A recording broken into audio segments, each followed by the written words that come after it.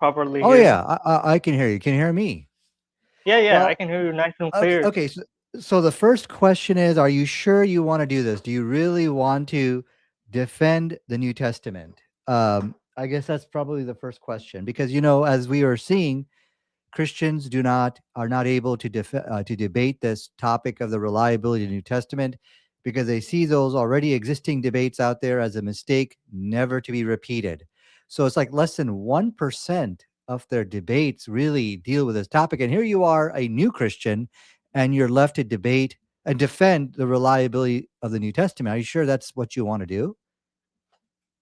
Well, of course, defending your faith when it comes to faith, Hmm. uh, obviously you have to defend what you believe, and you should have good reason to believe what you believe, right? Right, right. Well, I agree with you, but the And problem is you're trying to defend the indefensible. well, that's subjective, God bless you, but that's Mhm. subjective. I saw the debates you sent me. Bart Ehrman, Jay Dyer, William Campbell. I saw the debates, and I get your perspective now. Like in our first debate, Mhm. my perspective was and my approach was a lot more theological, and yours was more academic. And hopefully, in this debate, we would have the same academic approach, at least at Yeah, first. yeah. So Okay, I sure, was no watching the problem. debates. Yeah, I was watching the debates, and however, the one thing which I noticed is that the person, the opponent of the Christian, whether an agnostic or atheist, Bart Mhm, Ehrman is one of them, and their approach is always that they deny the church history.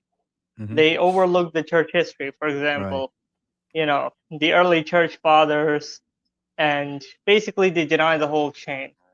Well, Mhm, they don't deny it. They just keep questioning it, and mhm. even realizing that yeah, it might be true, but they just don't accept it. Well, the problem is, like for example, we invited many Christian apologists, like Inspiring Philosophy. We invited others. Nobody, Yeah. whether it's Sam Shimon, David Wood, or any of the Christian apologists, will ever dare debate this topic. So that should show you something, Ahmed, that there's a problem here. There is an issue with whether this New Testament is reliable or not. People are refusing to engage in like debates like this. And here you are. So that kind of shows you, Ahmed, there's something wrong there, right? Uh, well, again, that's subjective, but I do remember that Sam Shimon did debate you, didn't he? Like I did see a video of Yes, yes, him but not on the uh, he doesn't defend the Bible. He cannot debate like with you. reliability of the Bible and things like that. Yeah.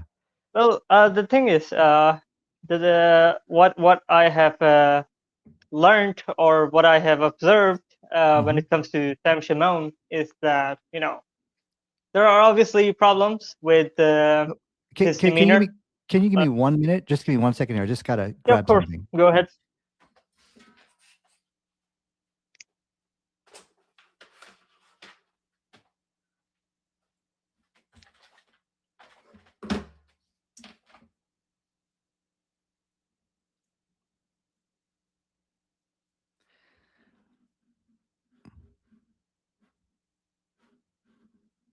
Okay, thank you so much. I appreciate that. Yeah, I'm sorry. Go ahead. You were Yeah, talking about Sam Shimon. yeah. I was saying that there are some questions about Sam's demeanor, Yeah, yeah, you know, yeah. of how he treats the callers. And Hmm. I saw his video with you, and the way he was, his approach is a lot more aggressive. Hmm. Mine is not. However, though, what he says is that the questions which the Muslim apologist asks can easily be, you know, turned Hmm. onto the Muslims themselves, and they won't be Yeah, able to answer. yeah. So his approach is, sorry for cutting you off. His Mhm. approach is like he says that what the Muslims ask us, they cannot answer it themselves. Yep. Right. This Yeah. is his approach. Like the famous question from Ahmed Didat. Show me one verse in the gospel where it says, Jesus says, I'm God, worship me." Hmm. So his approach is enveloped. Obviously, a lot of people's approach is that, okay, can you show me in the Quran in these exact words where Jesus says, "I am al-Masih"?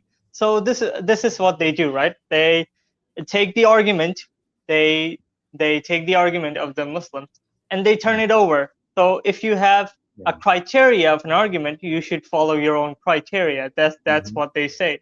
You should be consistent with your own argument. You know, this Right. is their approach. But let's see where this goes. Sure, sure. I'll tell you what. Why don't you take five? We could just have we'll do the same thing we did last time, where you could take 5 minutes. Well, I'm sorry. Let's just we need to back up. And the first thing, which I think was where we left off last time, you were supposed to find if there's any kind of scientifically correct statement in the New Testament, which of Yeah, course people in could the not New know of, Testament. Right? could have not known back then. Is there anything like that that you found? Yeah, I do have two examples with Hmm. me right now. Okay, Now, sure. I'm an old school person, so I don't keep a phone with me, but I do keep an old register with me. Okay, So, so let's see. Let's what see I what in what I yeah. Let's study. what Yeah. verse are you talking about? I'm going to share my screen and we can look at this together. Okay, what verse are you talking about that you're thinking is a scientific, like miracle type statement in the New Testament? Uh, First of all, I'm gonna go to First Corinthians, which was also written by Paul. So I'm going to go to 1 Corinthians 15:41.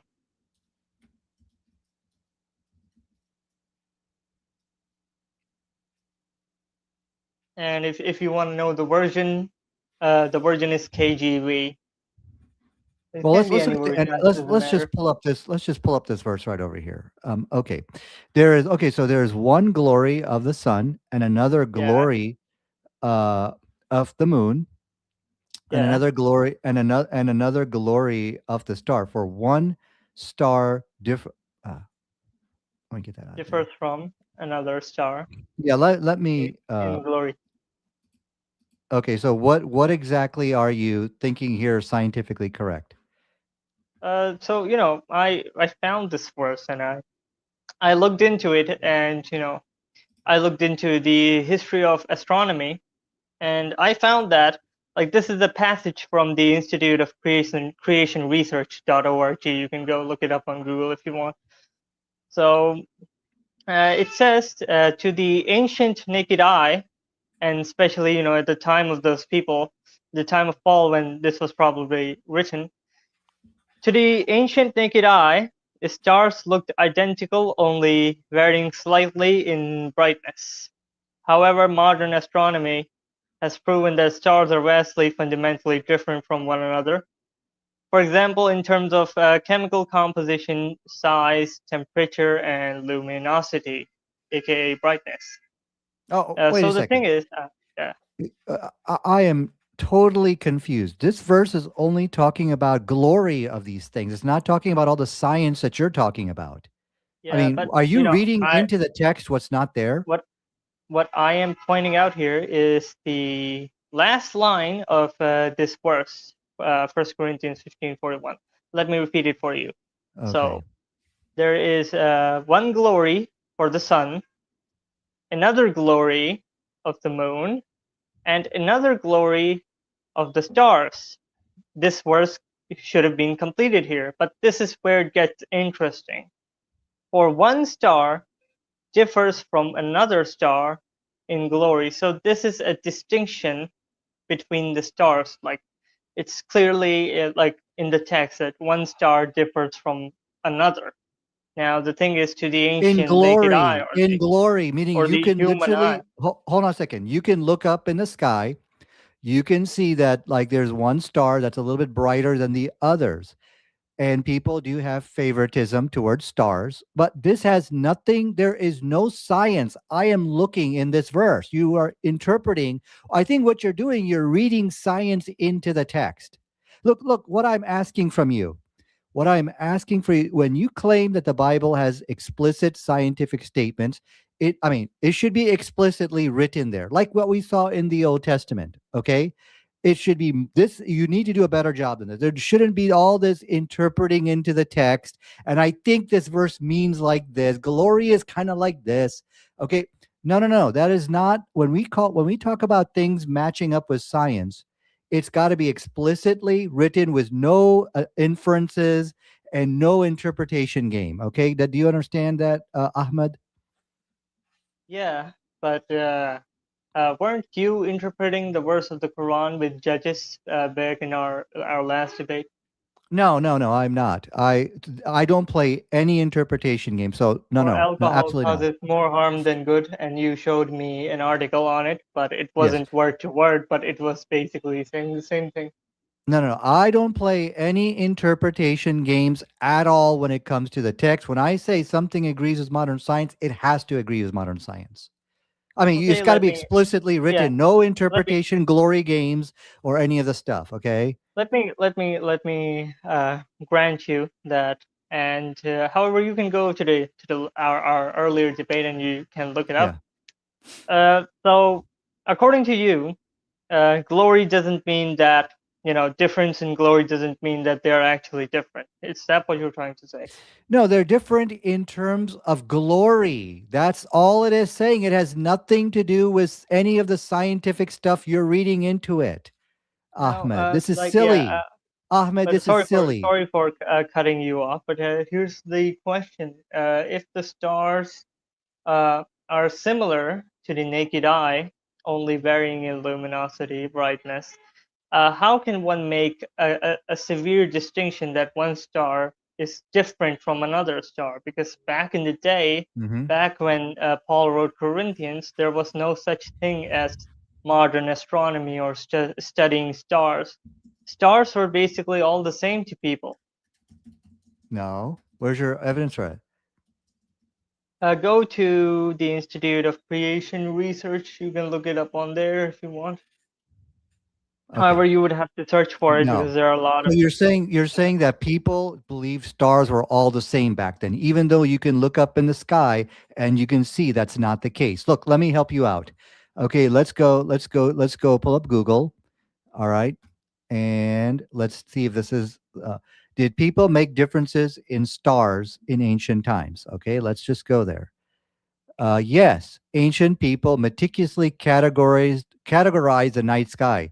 They differentiated stars primarily based on how they moved, fixed stars, okay, and it also in terms of their brightness as well.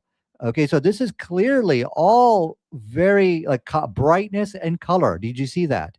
So one can look up the sky and see one star is so much more glorious than the other. So again, let's not. So I think maybe you might have been misled on this issue here. Yeah, but the thing that you need to see here is that what do you mean by glory? Like It's yeah, when I'm reading this, sorry, that yeah. from one star differs from another star in glory. What do you interpret glory as? Okay, glory meaning just it's like really amazing, very nice to look at, and just pretty. That's what I understand. I mean, see the text doesn't see the thing is when you say Nadir, what do you understand from that? What the problem here, Ahmed, is that it is not explicitly written in the text what the author meant by it. And but what you're doing is that you are just trying to infer, oh, I'm sure the author meant this. I'm sure he meant all these scientific facts, Ahmad. Do you see the problem Well, here? You're making a lot of assumptions and the inferences. inspired word of God leaves room for interpretation, don't you think? But Unlike the no, Quran. no. But the thing is, no. Yeah, of course, there are things which can be interpreted, but you got to have like evidences for your interpretation. And it's also very common that people just read into the text what they want it to say. These texts do not explicitly talk about any scientific fact. It just says glory. Okay, that's that is not talking Can't about I? science. I, You need I'm to. All I'm saying, I'm you need to be a sorry, little but bit more explicit. uh, can't I say the same for you? If I I'm do sorry it, in advance. no, no, no. If I do that, then you can catch me and you can say, Nadir, you're reading into the text what's not there. But yeah, definitely look, the same rule applies for you. Same rule applies for everybody. Like for example, when I said in the Quran, it explicitly says, don't drink alcohol. There's no interpretation game there. When I said in the Quran, it explicitly said that the alcohol exists in the veins. That was explicit, no interpretation game or any kind of inferences or reading into the text was not there. When I said Prophet Muhammad sallallahu alaihi wasallam made three scientifically correct statements in his condemnation of alcohol. The third one was that the harm of alcohol outweighs any benefit. That's explicitly word for word agreement with modern science.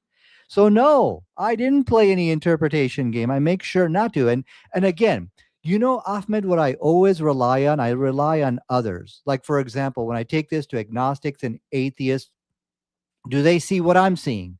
They're like, yes, that's exactly right. So you got it. That's why it's so important to talk to other people.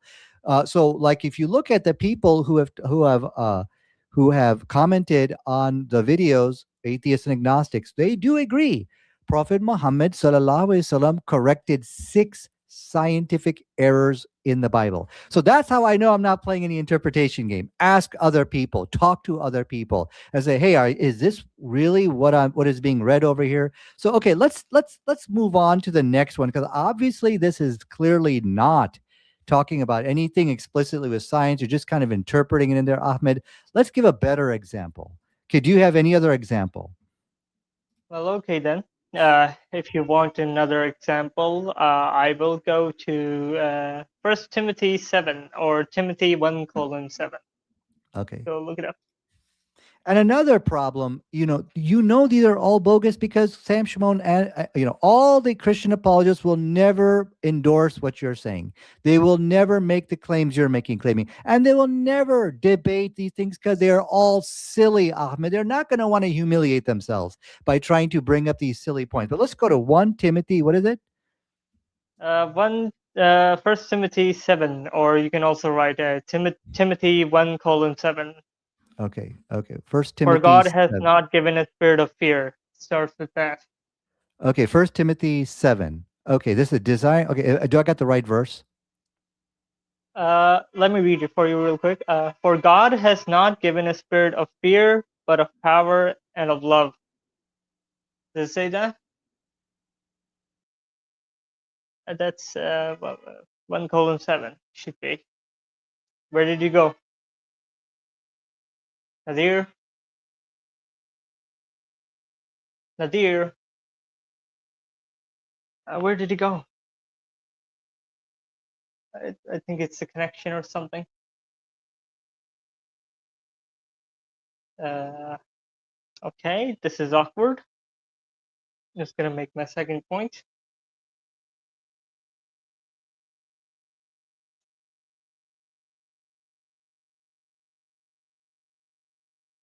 Probably look really weird from this angle. He said there can't be interpretation in this. However, though, unlike the Quran, the New Testament is the inspired word of God, and that leads to interpretation. It can be interpreted, unlike the Quran. But don't worry, I will get to him, you know, later in the debate. Yes. He brought up the interpretation issue that you cannot interpret and uh, connect dots to science. You cannot connect anything to science based on your own understanding. But we'll Uh, see. Ahmed, Uh, I'm sorry. I booted myself out by accident. I apologize. I'm back here. Okay, I so I was so concerned. Like I was like, is it my phone? Like is my phone acting up? I was like so concerned. okay, so I've got the verse here, but see, my point is this. I keep going back to the Christian apologists who I believe are the greatest evidence that Christianity is false. They know. They will never, I mean, these things about scientific miracles in the New Testament, they will never debate that because they know it's nonsense. So, see, they research and they see, okay, what can I debate and defend? Reliability of the New Testament is not one of them. So, we now know, that they know that this is all nonsense. There's no reliability in this book. There's nothing miraculous. But okay, you don't want to take my advice? Okay, fine. So, I know just based One on the second, one topics they second, debate. 1 second. Someone's knocking. I have to Oh, see. sure. No problem. So, while you go do that, I'm just going to talk. See, the Christians, you got to understand when I say is, Christianity is not true. What's my evidence? Sam Shimon, David Wood, inspiring philosophy, and all the Christian apologists, whether it be William Lane Craig or whoever it is, look at the topics they debate. Do they ever debate the reliability of the New Testament? No. That is because they look at those existing debates out there and they see it as a mistake never to be repeated. Only the religion of Islam debates and defends its reliability, its scientific evidence, and basically overall evidence for the faith. Now, they do a lot of solo videos, they do a lot of these live streams, but all religions do that. All religions have live streams. Ask me anything. Hinduism, Buddhism, Judaism, Islam, atheism, they all have solo videos. They all have these solo video. So that's the problem here. Okay, Okay, Ahmed, I was just okay, explaining I to the understand. audience. Yeah, I was just explaining to the About audience. yeah, Yeah, I was just explaining to the audience that look, what you should take it. You should look at what topics the Christians debate. Okay, and you should say, oh, wait a second, why are my apologists not debating these type of arguments of scientific miracles in the New Testament? Why are they not debating reliability in the New Testament? You know, there have been debates on the Bible and science. You showed me some of them, no, it and there has have been not. other ones. Ahmed, there is none. There's never been a, after the debate defeat in 1996 with I'm sorry, Dr. Zakir Naik, the Christians knew never to debate science with the Muslims again. The last time they ever debated that was 1996. I know because I was there. Okay, and I know it was, Okay, yeah, okay. yeah. But do you remember that Sam Shimon challenged Nike for a debate? But he said, "I want 100,000 people." Yeah. Do you remember that? But that He has didn't want to nothing, debate. Ahmad, that has nothing to do with what I'm saying. When it comes to Bible and science, Christians have been Let's running for go there. 30 Let's go there. years. Let's go Okay, there. okay. Timothy. Hold on a Yeah, second. Ahmed, what you're not understanding, Ahmed, you're not getting it. Okay. Well, now you want to debate this, you could, but I'm telling you, you shouldn't because you should look at Sam Shimon, David Wood, Christian apologists. For 30 years, they have been running from Bible and science, the Quran, the Bible, and modern science. Why are they not debating this? Because they know that there is contradictions in the Bible. They know there is no miracle here. And that's why, because Dr. Zakir Naik taught him a good lesson in 1996. And in that's fact, I know Sam Shimon will admit it to you. He has that's issued blackout uh, orders. Because I was there, he issued, extremely. This is yeah. extremely subjective. But Okay, okay. personally, Do I you would love want to to? see you debate Sam again. I'm willing, but he will not. That's the problem. Sam and these Christians will never debate me because they know I talk about science and they have orders never to debate science because of the errors in the I, book. I don't have a spare phone, but otherwise I would show you the clip where he comes on the stage as a Muslim, and then he says, "I'm here, you little," the way he speaks, and oh, let's see who's running from who now. I've seen Okay, that clip, okay, so let's email Sam Shimon and I will show you. Okay, look, I'll tell you what. Ahmed, let's do this. Can you I think email Sam Shimon? that would be a really good a Okay. video, like even for your channel that would be really good, like He if will you not approach Sam debate me. Shimon I again. have already tried. Others have tried. I'm just moving on. Look, Ahmed, can you do me this favor? Why Yeah. don't you email Sam Shimon and say, why don't you debate Nader on Quran, Bible, and modern science? Will you do that and see what happens?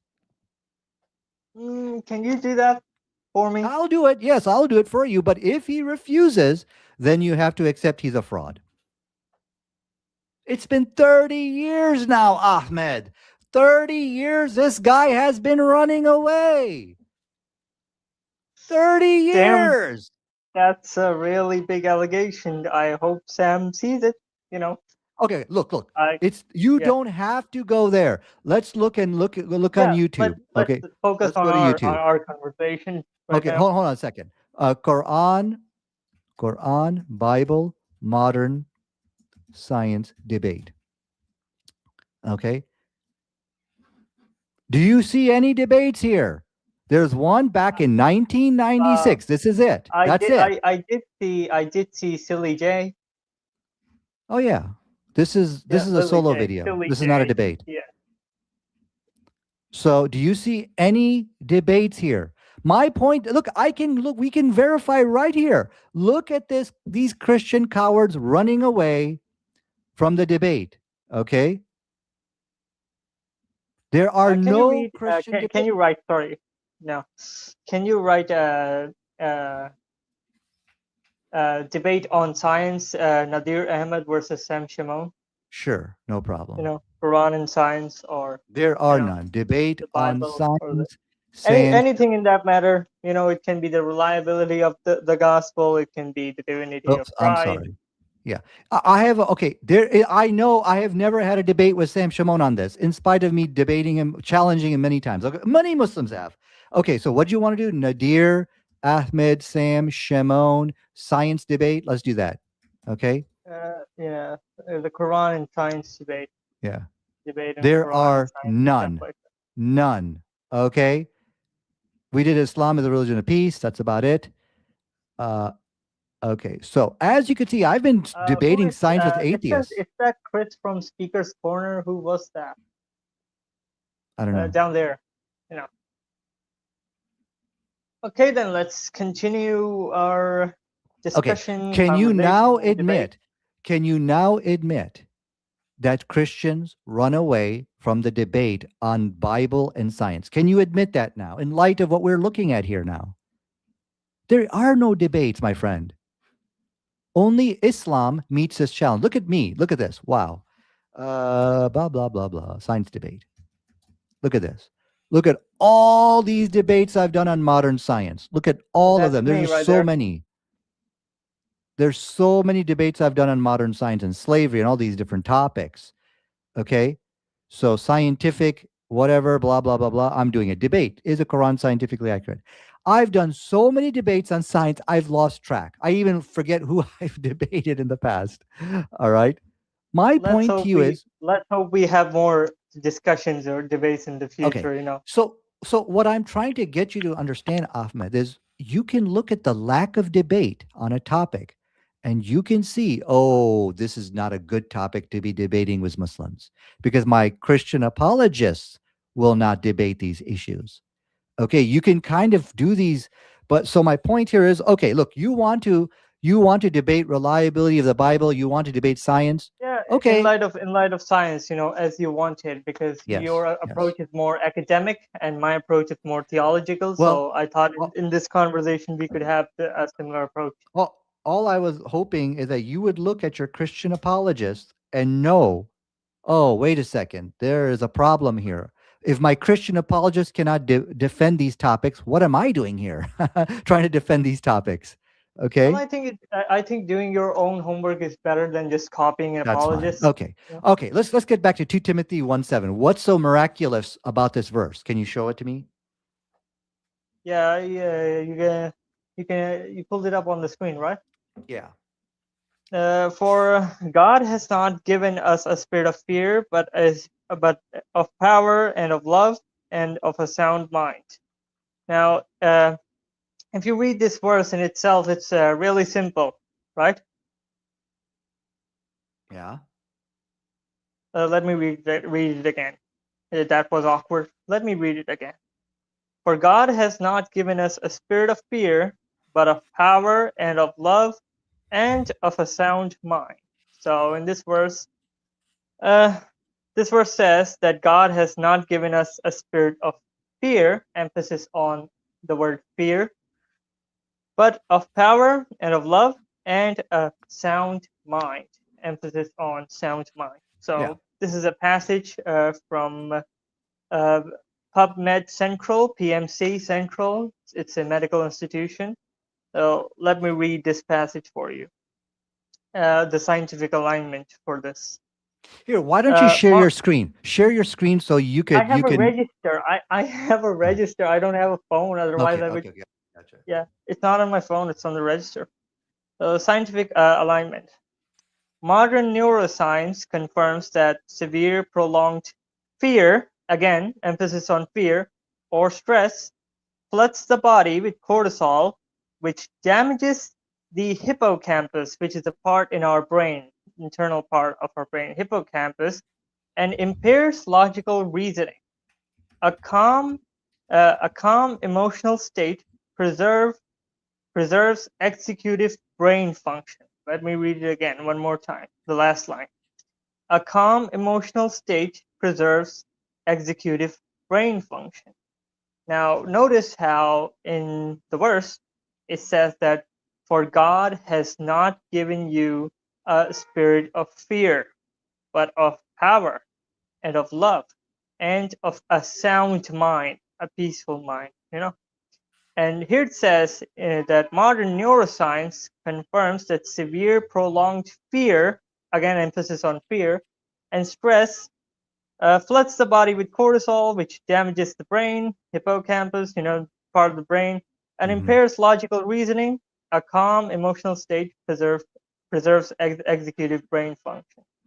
So, what my emphasis on this is that the verse says that the brain functions better in the absence of stress, for God has not given us the spirit of fear or stress, but He has given us a spirit of power and love of a sound mind. So Hmm.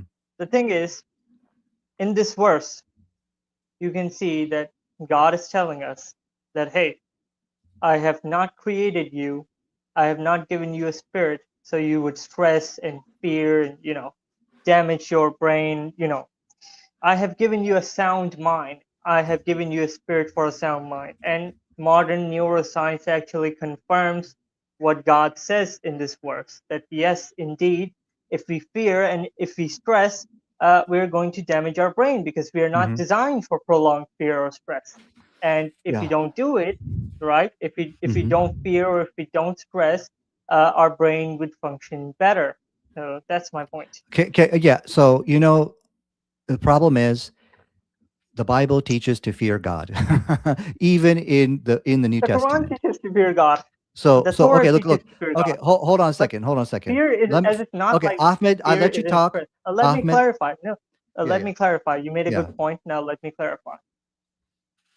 It doesn't say to fear God as in, oh my God, what is going to happen to me? Oh, if I kill a fly, if I kill a bug, is God going to smite me down? No, it's not that type of fear. It's Yeah. it's basically the awareness that yes, I am a sentient being. I have free will, and one day I'm gonna be judged. It's just an awareness. Okay, It's not Ahmed, literal let me fear. Yeah, understand. First of all, let me understand what you think is the scientific miracle here. Okay. Okay, so basically science says fear is bad for you, you shouldn't have like live in fear and stuff like that. Okay, because yeah, fear and stress. something, yeah, like constantly having fear and always being afraid. I think that's what your article is stating, that when you're excessively engaged in fear. Am I correct? That's what science says. Am I correct? Prolonged stress and fear. Yes, Okay, the verse says nothing about that. Number one. it Secondly, does talk Buddha, about fear hold though. on a second. Buddha also taught pretty much the same type of stuff. Okay. So for the verse does not say, of course, we should be fearful of things. Like, for example, there's a lion. Hey, be careful. you know. So my point Yeah, here of is course. the verse, first of all, there's like many problems here. Number one, other religions taught the same thing. Secondly, the verse does not say prolonged fear. Okay, that if you continuously live in fear and you're constantly, every day, you're fearful of something.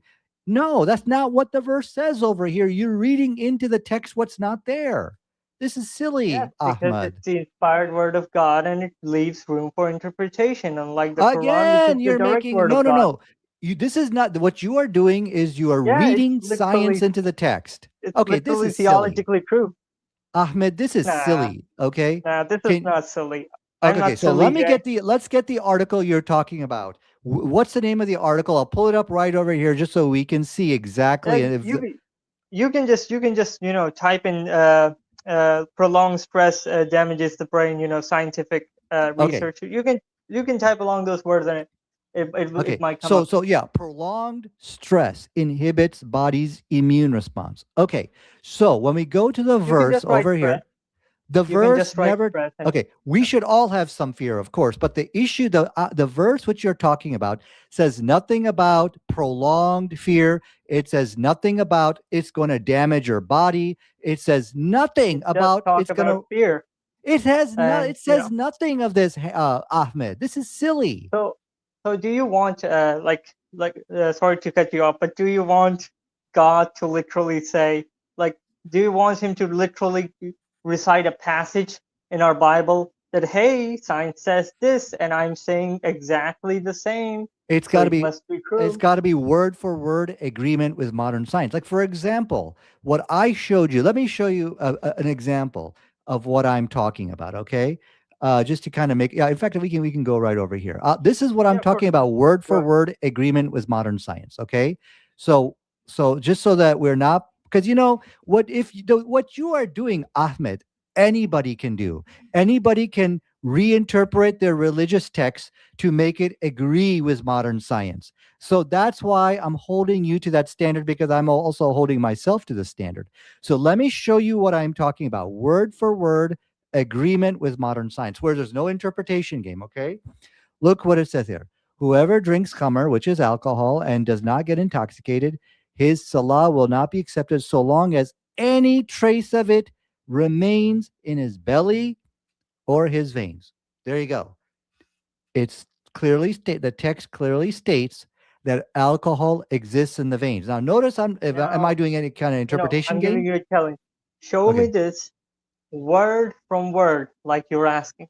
Show me this Yes. word from word in an article for Sure. science, But word for word. okay. If anything is changed, I'm just going to say the same thing Yes. you told But me. does okay, You're this is reading into word the for text. word, my friend. It literally stating that alcohol exists in the vein. Am I wrong?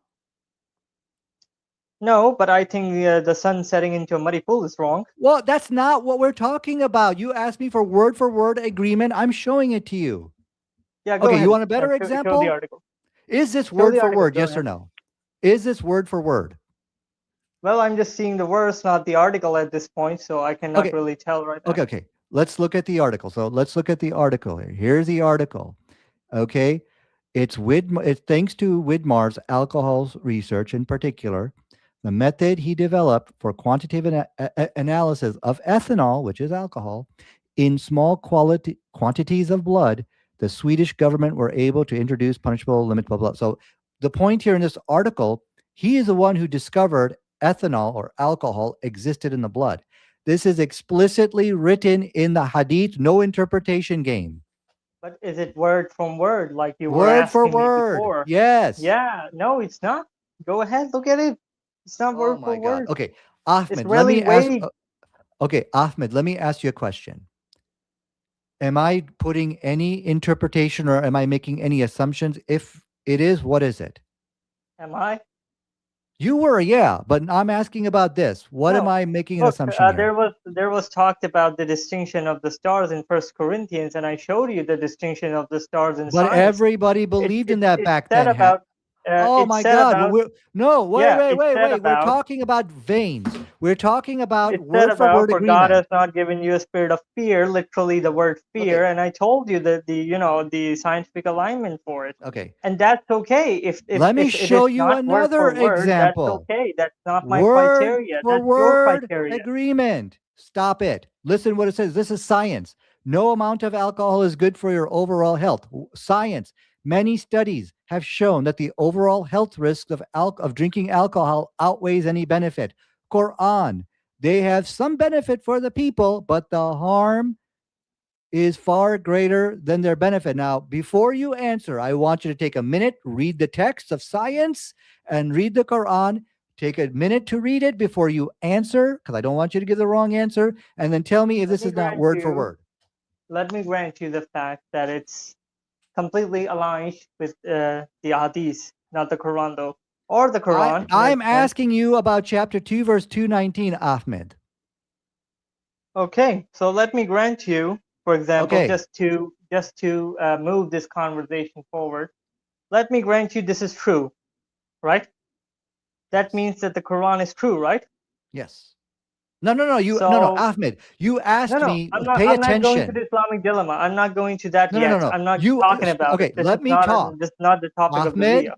Okay, let I'm me just talk. asking you a question No, you that asked me a question, if Nadir. Where does it say? Where is a word for word agreement with modern science in the Quran or Hadith, which I was using? I'm showing you the word for word agreement that I'm not showing. I'm not doing any kind of interpretation game. I'm not imposing my understanding upon the text or reading into the text what's not there. It's word and for I'm word saving agreement. your time, and I'm saving your time. I'm saying, let me grant you that it's word for word. I'm Okay. saving time right here. Let me grant you it's word for word, right? But does that mean that any verse which talks about scientific miracles or astronomy in the Quran or anything, Mhm. does that mean does that mean every verse is true? What I will tell you is the Quran is in 100% agreement with modern science. And that's what I've been debating for the last, oh, I don't know how long. So, yes, I accept the challenge. It is 100% correct. Okay, okay, okay. Thank you. You know, So, would thank you you like, so for what we can conceding. do, we can debate Quran and modern science. Maybe at the next meeting or whatever, we can do that. But for right now, we are. I just had one last question, like I had before, and Mhm. it's about Surah Al-Kahf, Ayah 86. You already know it. You're doing this for a long time. Yeah, Surah about the sun Al-Kahf, going into a Ayah murky 86. pool. Yeah, that's 100% Yeah, yeah, agreement with modern science, but Quran and modern science is not the topic. The topic tonight is reliability of the New Testament. yeah. Okay, But so you're the one who concedes to no, no, no. science, right? You asked, okay, no. Look, In the this is last word, okay. video, Okay, let's I do know this. that you have an academic approach towards Yes. apologetics. I know that, and that there's nothing wrong with that. That's great if you have an academic approach. But notice how you always adhere to the fact that if a book is true or if a prophet is true. Like in our last debate, you told me that if Paul was true, show me one of his verses which aligns with modern science. So modern science is basically something which you appeal to. And that's why I brought up science in the Quran in Surah Al-Kahf in the first place. Okay, that there is nothing in the New Testament which predicts the modern science that we have just known today. There is nothing that explicitly states that. Okay, Ahmed, I hope see what Meaning you're doing with the again, verses of the Bible. Anybody can do with the verses of their book and say, "Oh, look, it says be healthy, be good, be happy." Okay, we now okay, know from let me science grant you the argument. that Okay, happiness makes you let happy, releases hormones and stuff like let that. me yeah, let me grant you the argument that anyone can do what I did just right now. Yes. So you Yes. say that Sam Shimon and these other Christian debaters, they run from me, right? Can't they do the same which I literally did here right now? Why do they run? No, no, they don't run from me. They run. Well, of course, yeah, they Oh, do run. okay. Ahmed, Notice how Ahmed. earlier you said they run from this topic and No, now you're saying Ahmed, they don't run. please do not interrupt. Okay, when I speak something, let me finish. Okay. Now we got to do Okay, 2 minutes go back ahead. and forth. That's fine. We're gonna have a discussion. We just can't interrupt every time you hear something you don't like. You just don't interrupt somebody. Okay.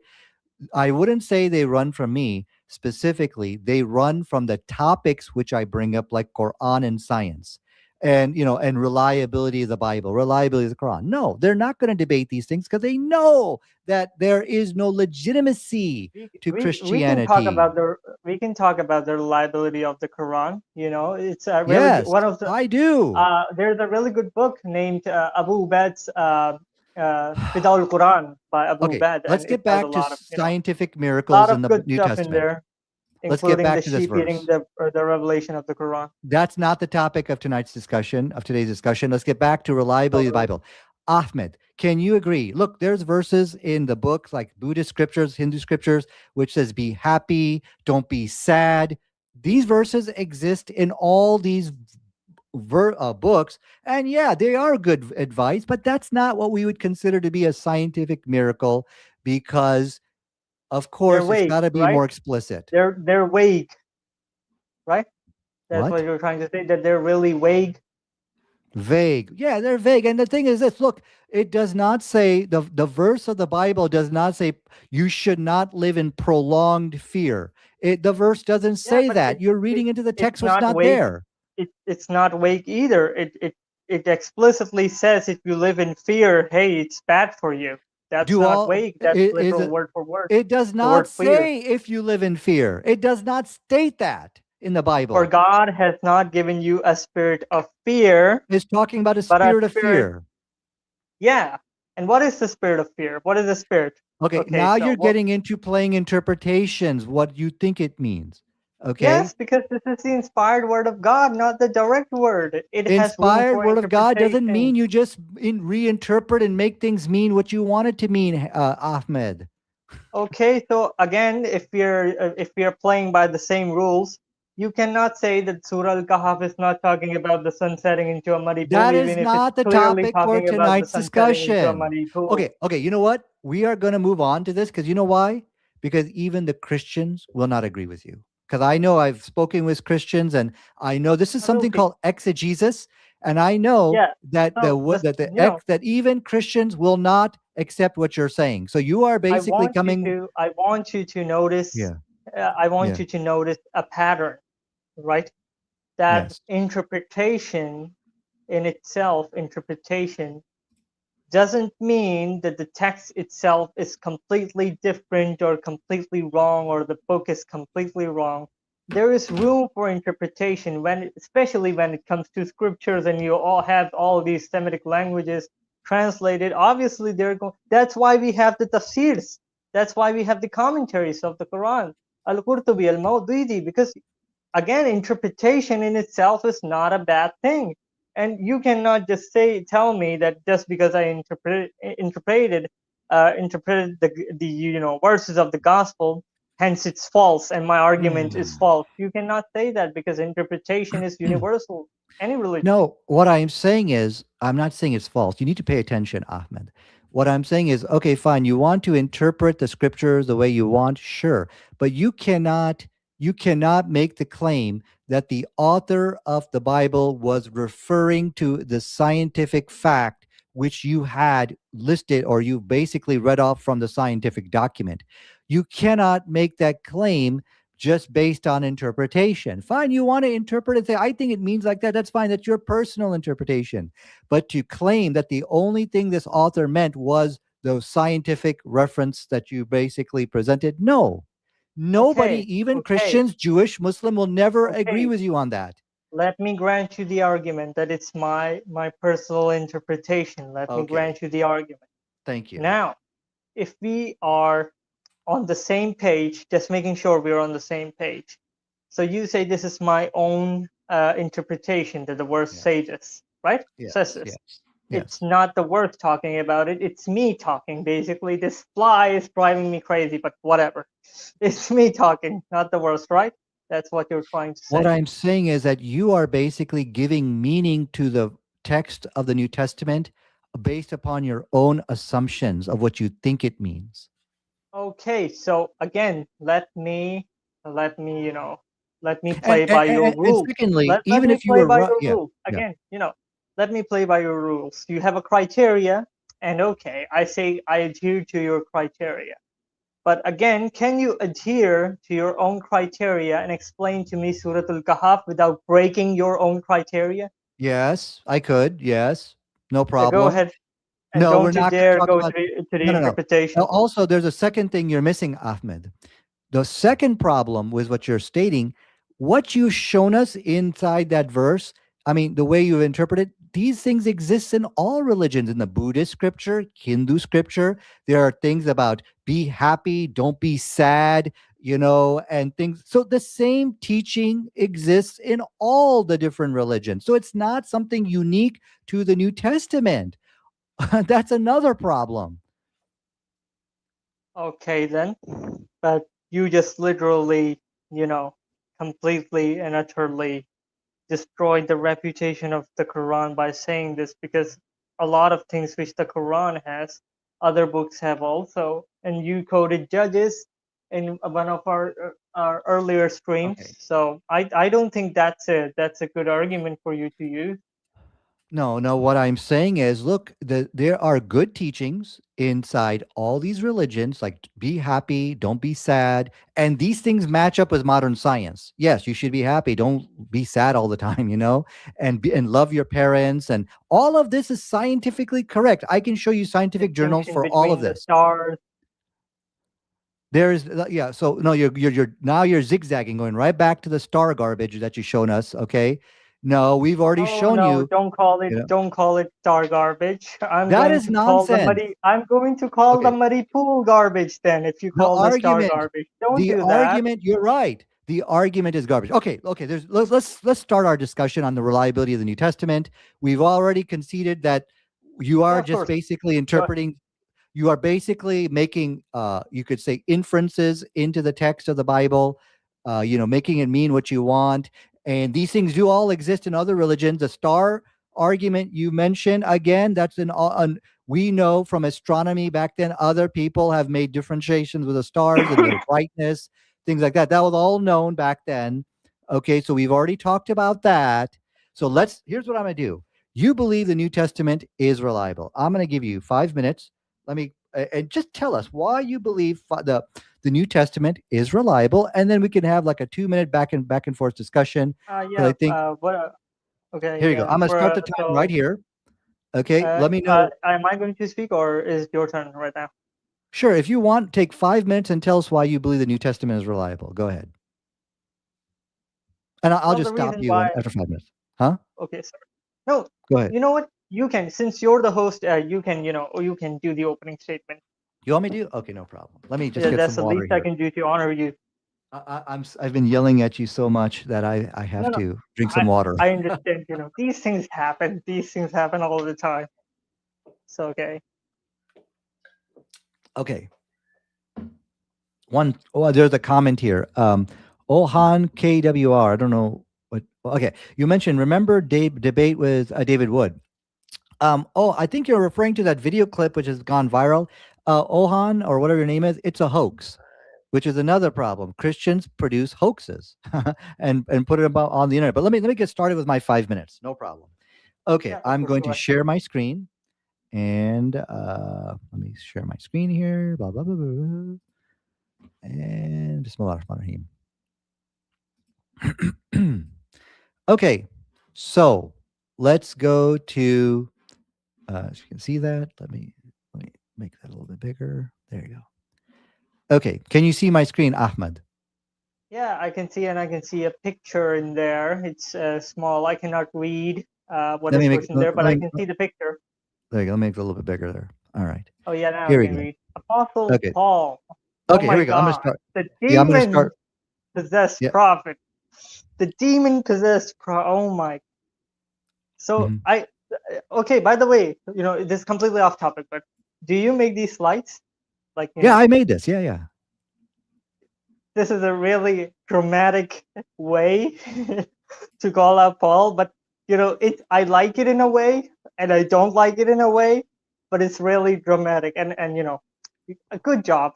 So Oh, thank you, thank you. for Okay, let me. I'll start. I'll start my time here. Okay, yeah, five of course. minutes. Here we go.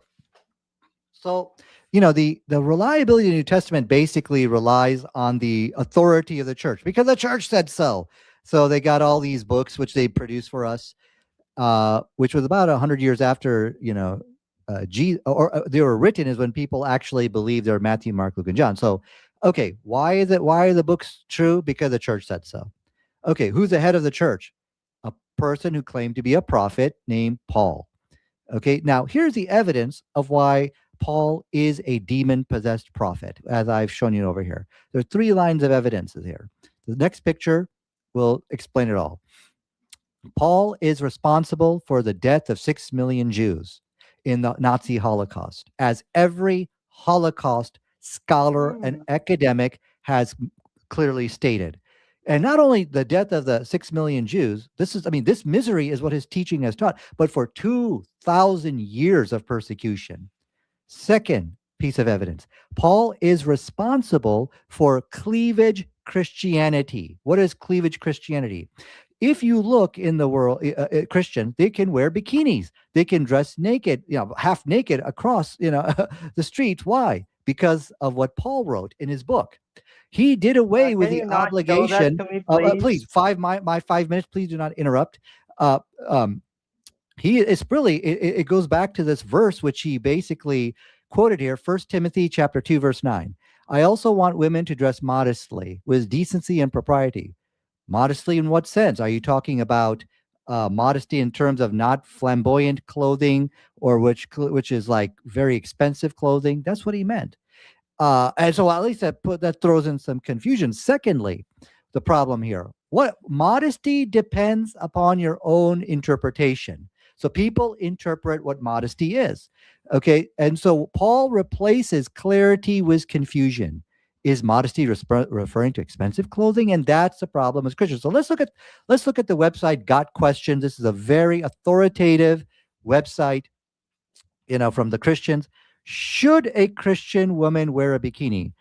And basically, it states very clear here: the faithfulness of a daughter of God is not entirely measured by what she wears, but by her walk in the Spirit. Meaning, yes, it's permissible in the Christian religion. And Okay. that's your Ask interpretation. again. No interruptions, please. My 5 minutes is, Hmm. is almost over. Is got 2 more minutes here. Modesty can be reduced. This is from Catholic Answer. I'm sorry, askacatholic.com. Modesty cannot be reduced to a question of inches. Modesty is an attitude.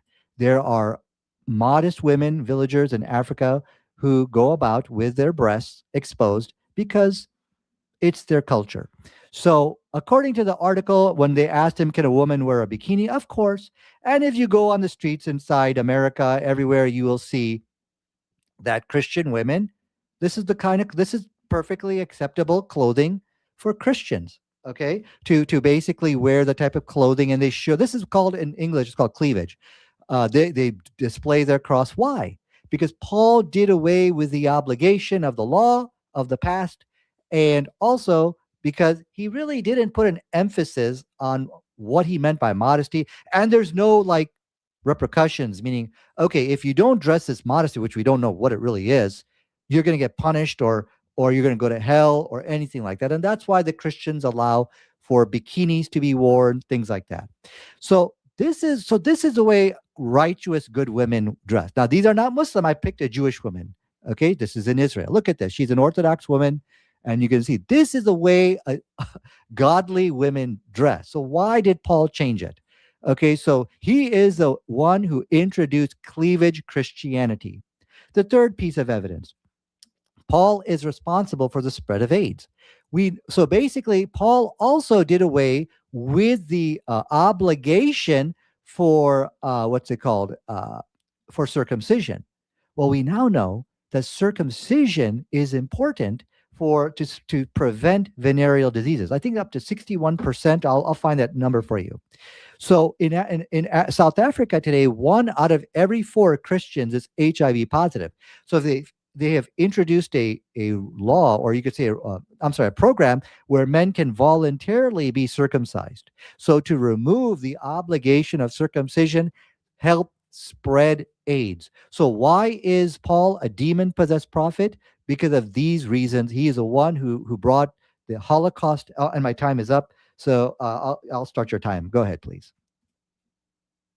Thank you so much. And I was listening to you, for a while, and I was just wondering, what any of this has to do with the reliability of the Gospels?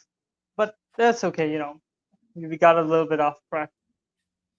But the thing is, you're mixing tradition with religion, because if you see, like, this is a really extreme case of women wearing, bikinis and stuff which is quite revealing. It's like saying that there are men in Afghanistan who are abusing young boys. It's kind of like saying that, because what you're doing is that you're mixing tradition with church theology. Now, what you're doing is that you're interpreting Paul's words, even though he doesn't say that you can wear anything you want, he doesn't say that. He says that you should be dressed modestly, but he also doesn't say that you can be naked and be wear whatever you want. He doesn't say that. But according to your interpretation and some random Catholic, what you're doing is that you're mixing two really different things, and this happens a lot with both religions. Tradition and religion is a different thing. If a woman decides to be revealing and wear revealing clothes like a bikini, uh, that's between her and God, right? And we can tell her that, hey, this is wrong. But at the end of the day, we cannot beat her up to wear the hijab, right? So what you're doing, there's a really big misunderstanding here. You're associating Paul with modern tradition. For example, if you go back to the 1920s and 30s and you look at the pictures of New York, women back and men, even men, you forget the women. Women back in the day, they were fully clothed. Men back in the day, they were fully clothed. They had hats on, and they were modest.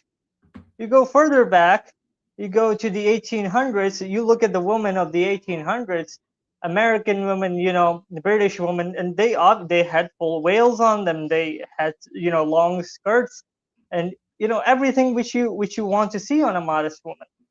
But what you're doing is you're comparing modern tradition, modern fashion with a person who died centuries ago. That's what you're doing. Now, and again, I don't see what is the correlation between this topic between this topic and the reliability of the Gospels, but I just have a hard time understanding that what does this guy on the screen has to do with how women dress nowadays.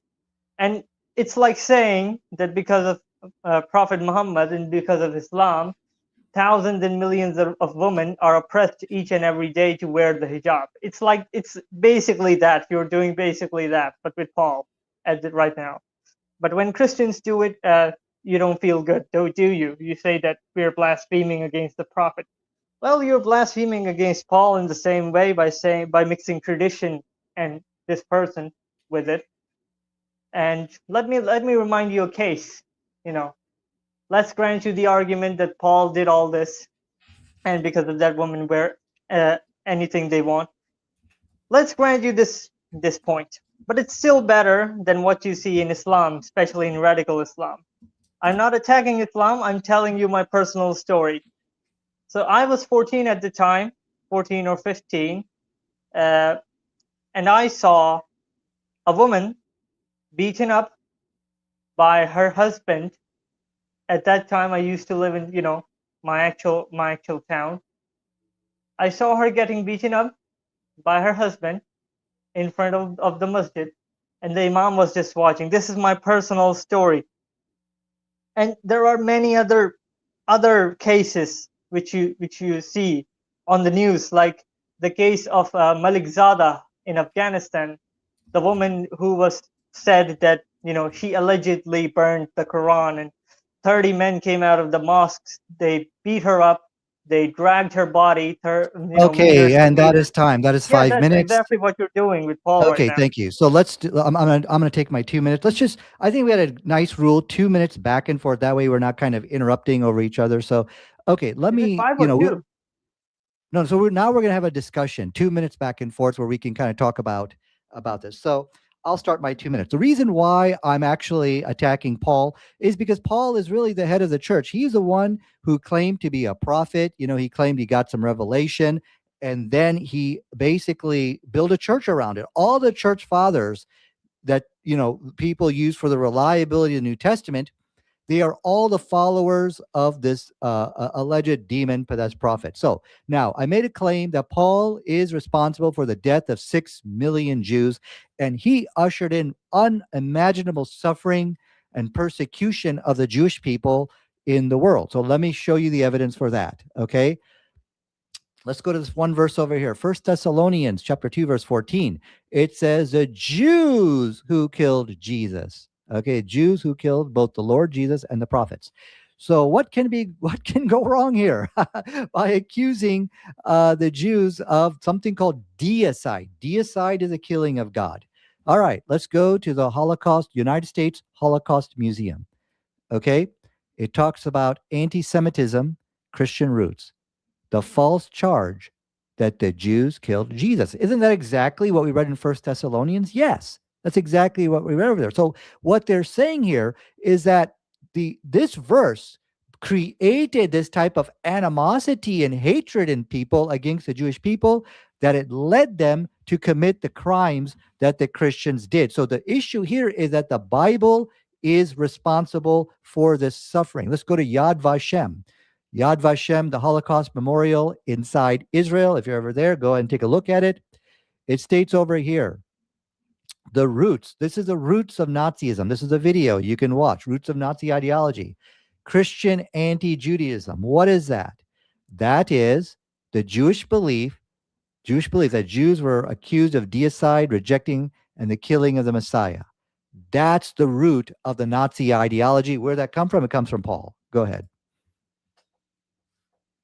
Well, it's like saying that Allah said in the Quran that the Jews and the Christians are the worst of creatures, and because Allah said this in the Quran, we now have ISIS and we have Al Qaeda, and they killed so many people, and they're still killing people in the name of Allah. So the thing is, are those people who are misinterpreting the Quran, is it their fault or is Allah demonic? It's basically the same thing right here. And a lot of Christians, inspiring philosophy, they bring these verses out where Allah calls the Jews and the Christians the worst of creatures. And, basically more verses in the Quran. I only have one right now. But what you're doing is exactly the same. We can do the same, and we can say just because in the Quran says that the Jews and the Christians are worse of creatures, the Muslims still go around killing the Jews and the Christians. They still go around bombing churches, burning down churches, and doing whatever they do today, right? And to a point, it's true too, because a lot of traditionalist Muslims or Muslims who are zealous do believe in stuff like this. They believe in jihad. Yeah, let's talk about jihad. The same way you're accusing Paul of, of Jews, 6 million Jews dying, we can accuse, Allah and, Prophet Muhammad for the Crusades, Salahuddin Ayyubi, all the wars that were fought then against the Christians. So many men died on both sides, and we can basically say the same. So yeah, that's not really an argument, especially when it comes to the Mhm. reliability of the Gospels, which was our actual topic of this debate. But uh, I did heard you saying that all the church fathers were the followers of Paul, right? Mhm. You did say that they were all followers of Paul. Sorry, but that's not the Okay, that's case. 2 minutes, that's 2 minutes. Yeah, Okay, of course. let me go ahead and, answer you. Challenge accepted. When you said, very stupid arguments from inspiring philosophy, who was a coward on the run, as we all know, he will not debate and defend these things because 'cause they're stupid arguments. I am ready to leave Islam today. When Allah said in the Quran, the Jews and the Christian, they're the worst of creation, they're talking about the ones that's gonna burn in hell. I am ready to leave Islam today. Leave If you it. can show, hold on, let me finish my 2 minutes. If you can Open the show Quran. me, stop. Let me take my 2 minutes. Stop interrupting the debate, please. If you can show me that this verse in the Quran unleashed misery, suffering, and death into the world. So basically, what that means is, people are reading the Quran and they're saying, look, Jews and Christians are the worst of all creation because they're going to go to the ones that go to hell. That's what the verse says. You know what? This is inspiring me to commit a crime or commit any kind of persecution. I'm ready to leave Islam today. If anything you have said today about Islam is true, I'm ready to leave. And guess what? The people who follow me, who help me in my dawah ministry, I make them sign a contract that if what the Christians are saying about Islam that it causes suffering in the world, you have to leave Islam. They signed the contract. So I make not only just me, but anybody who follows me, they have to leave Islam too. I make them sign that contract. I'll show you the contract that I make them sign, by the way. So, okay, but that's not the topic of tonight. We'll definitely talk about that. Let's put that on the back shelf, back burner. So, I have a question for you. So, we now know a true book of God should not cause misery, death, and suffering in the world. So, whether it's Islam or Christianity, either religion, you better, it could be that maybe both of them are false. Maybe both of them are from Shaitan, are from the devil. What you need to understand, and my time is almost up, you need to accept a true book of God should bring mercy, peace, and love into the world, not death and suffering. That's what a demon possessed prophet does. Go. It's really interesting because we have the Quran, and we have multiple hadiths which say exactly what you say. They bring quite a lot of misery to mankind. And let me just quickly recite one of those hadiths right now. I gave you a verse of the Quran. I don't know the chapter, but I gave you the verse word for word.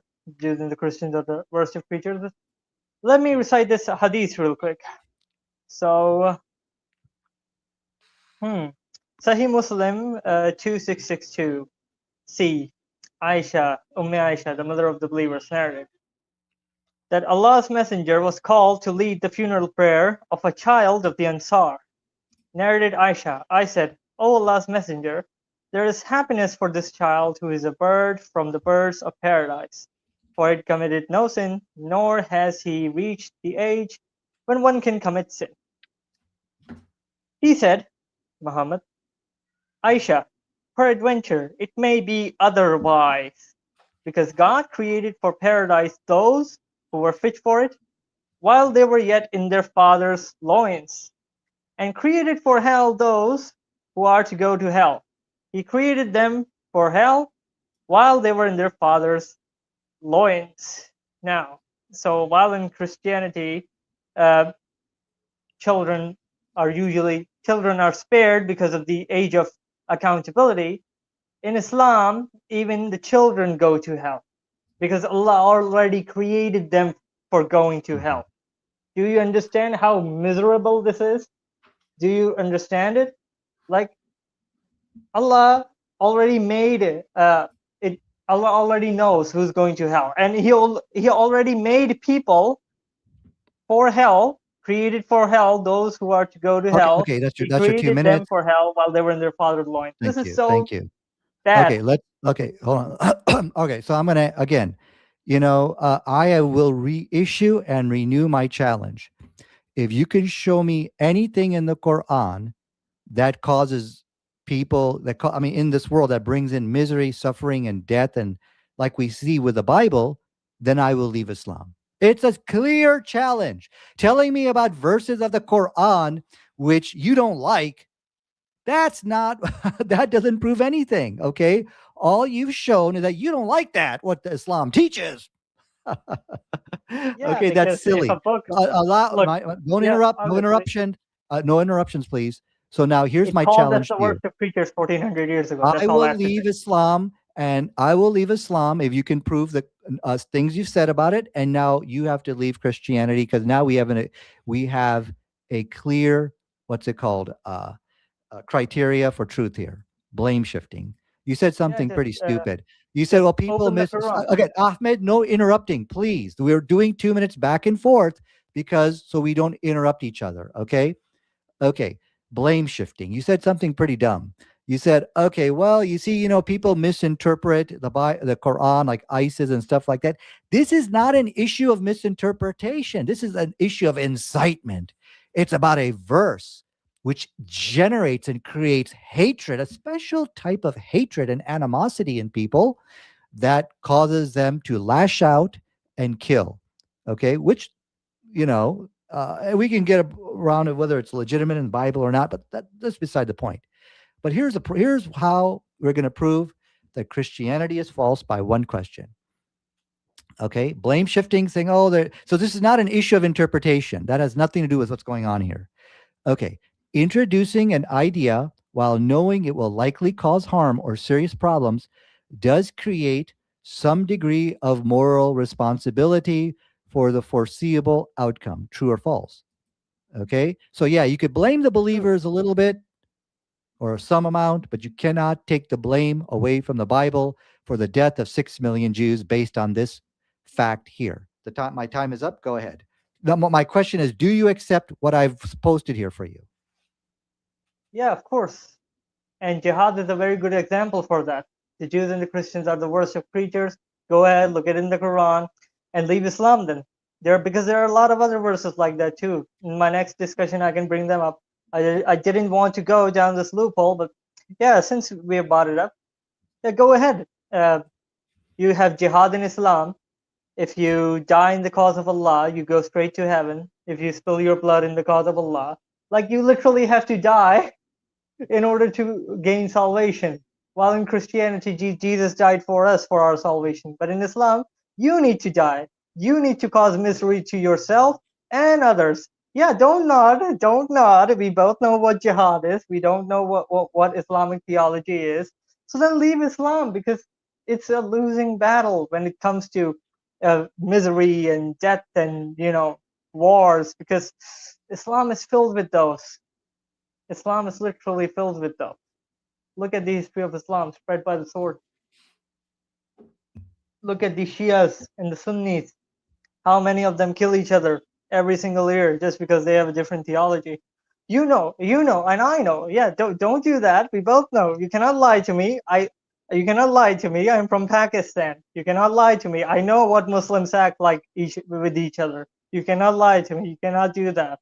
I know how much misery it causes just because some of them misinterpret a verse, or maybe they don't misinterpret a verse. Maybe they don't do that. Maybe, just maybe, their tawheed is so complete, as it says, so mukammal, that when the Sunni when the Shia say, when they call out to Ali, Imam Ali, maybe their tawheed is so good that they start killing the Shias. Maybe the Sunnis' tawheed is so good. Because if anyone calls out anyone except Allah, they should be killed. The blessing Okay, of time. tawheed. That's time. That time Yeah, is up. go ahead. Okay, 2 minutes. Okay, I am ready to leave Islam. I am ready to leave Yay! Islam. Yay, If go this, ahead. stop. Do not interrupt. Okay, also I'm going Thank to you. add extra time. Okay, I am ready to leave Islam if any of this garbage, which unfortunately Ahmed has been brainwashed with, that he said, "Oh, I've seen it also," and all these. If any of this garbage is true, I am ready to leave Islam today. Okay, But so this is not I would this be, is I not the would be, topic. The topic of I tonight's would debate is be, not jihad in yeah, Islam. Ahmed, please respect the time. No interruptions. The topic of tonight's debate is not jihad. I will defend that, praise God, and I will show you Islam is a religion of peace. And this one verse is a beautiful verse about the Jews and the Christians. They're the worst of creatures, the one that are burning in hell, that is. Does that really cause people to hate them and to do bad things to them, and thus they brought in this terrible suffering into the world? If it's true, I don't want to be a Muslim. I don't want, if the things that Christians say, I repeat, if the things these Christians say is true, I will leave Islam. I mean, how much more clear can I make that? But tonight's debate is not about jihad. This is about the reliability of the Bible. This is about following a demon possessed prophet. So let's take a look. Let's take a look at all the suffering and evil your demon possessed prophet brought into the world. Okay. You've agreed that the Bible is responsible for the death of 6 million Jews. I'm nope. quoting United States Holocaust Museum. I've quoted for Yad Vashem. And then finally, I can also show you Adolf Hitler. Hitler, he also quoted that verse in the Bible. So you could see how this evil verse is just causing this horrible animosity and evil into the world. And so let's take a look at some pictures of the Holocaust. Okay, this is what Paul did. This is what Paul brought into the world. Okay, now, this is what Paul did. He is responsible. Now, of course, there were other reasons for the Holocaust, but this is partially. Okay, and that's my time. My time is up. Now, I'm going to request you to leave Christianity, and I will leave Islam if what you are saying is true. Go ahead. Well, uh, if you're really honest, just go back into history of Islam and you'll find it out. Because I can sit here, I can keep talking and talking and talking, and we'll just end up going in circles, right? Just wasting our time. We can have a next debate, but what I have to say for the assumption by you that we follow Paul rather than Jesus or the disciples of Jesus, let me clarify that when we believe in the Mark, Matthew, Luke, and John, let's come to the reliability of the gospel again. Let's turn the steering wheel in the right direction again. The reliability of the gospels, Mark, Matthew, Luke, and John. So how do we know that those people, Mark, Matthew, Luke, and John, they wrote those gospels? How do we know that? And you asked me this in our previous debate. You can go look it up. You asked me what's the evidence that Matthew wrote Matthew. So the thing is, we have the testimony of our apostolic fathers, apostolic church fathers, early church fathers. We have Polycarp, who was a direct disciple of John, aware of his writings, aware of his gospel. We have Ignatius. He was also a direct student of the disciple John. We have Clement of Rome. He was a direct co-worker with the apostle Paul and Peter, both. And we have Papias, who had a connection to Matthew. So all of them were aware of their writings, of the disciples' writings, and they testified for them that yes, these are the writings of the disciples of Jesus, of John, Mark, Matthew, Luke. And basically, we follow the testimony of our apostolic church fathers. And that's how we know that Mark wrote Mark, Matthew wrote Matthew, Luke wrote Luke, and John wrote John. And let me tell you that Christianity wasn't spread by Paul, it was there before Paul. If read the Gospel of John, read the Gospel of Mark, read the Gospel of Matthew, read the Gospel of Luke. You Okay, don't I think even that's time. even That's need to time. read the Okay, thank you. As epistle. I said, yeah. So we'll talk about these church fathers, which you've like Polycarp and all these people. These are all the followers of Yeah. your demon possessed prophet. Okay, Oh, really? so once you eliminate Paul, then the whole church falls. Is what you're not understanding. And we can get into all the stuff which you've mentioned. It is now time to leave Christianity. Look. I have proved beyond a reasonable. Now, this is just evidence number one. We still need to talk about the other evidences where Paul brought in nudity, cleavage Christianity. We still got to talk about that. You said, oh, this is just a cultural thing. No, it is something from Paul. Paul removed any obligation for women to dress a specific way, covering things. He made modesty something abstract, just make it mean whatever you want it to mean inside First Timothy. I've already shown you from the website, Got Questions. I've shown you from the website, Ask Catholics. They all say a bikini is permissible in to be a Christian. So that was a second piece of evidence, but I don't even need to go there. I don't even need to go to talk about how Paul Yeah. it brought in the nudity, We which have is what bigger you can see fish to over fry here, in Islam. and so this is the way this is the way godly women were used to dress. But now with the introduction of Christianity, because it removed all the obligation with that verse, First Timothy, that we saw, this is the way women dress now.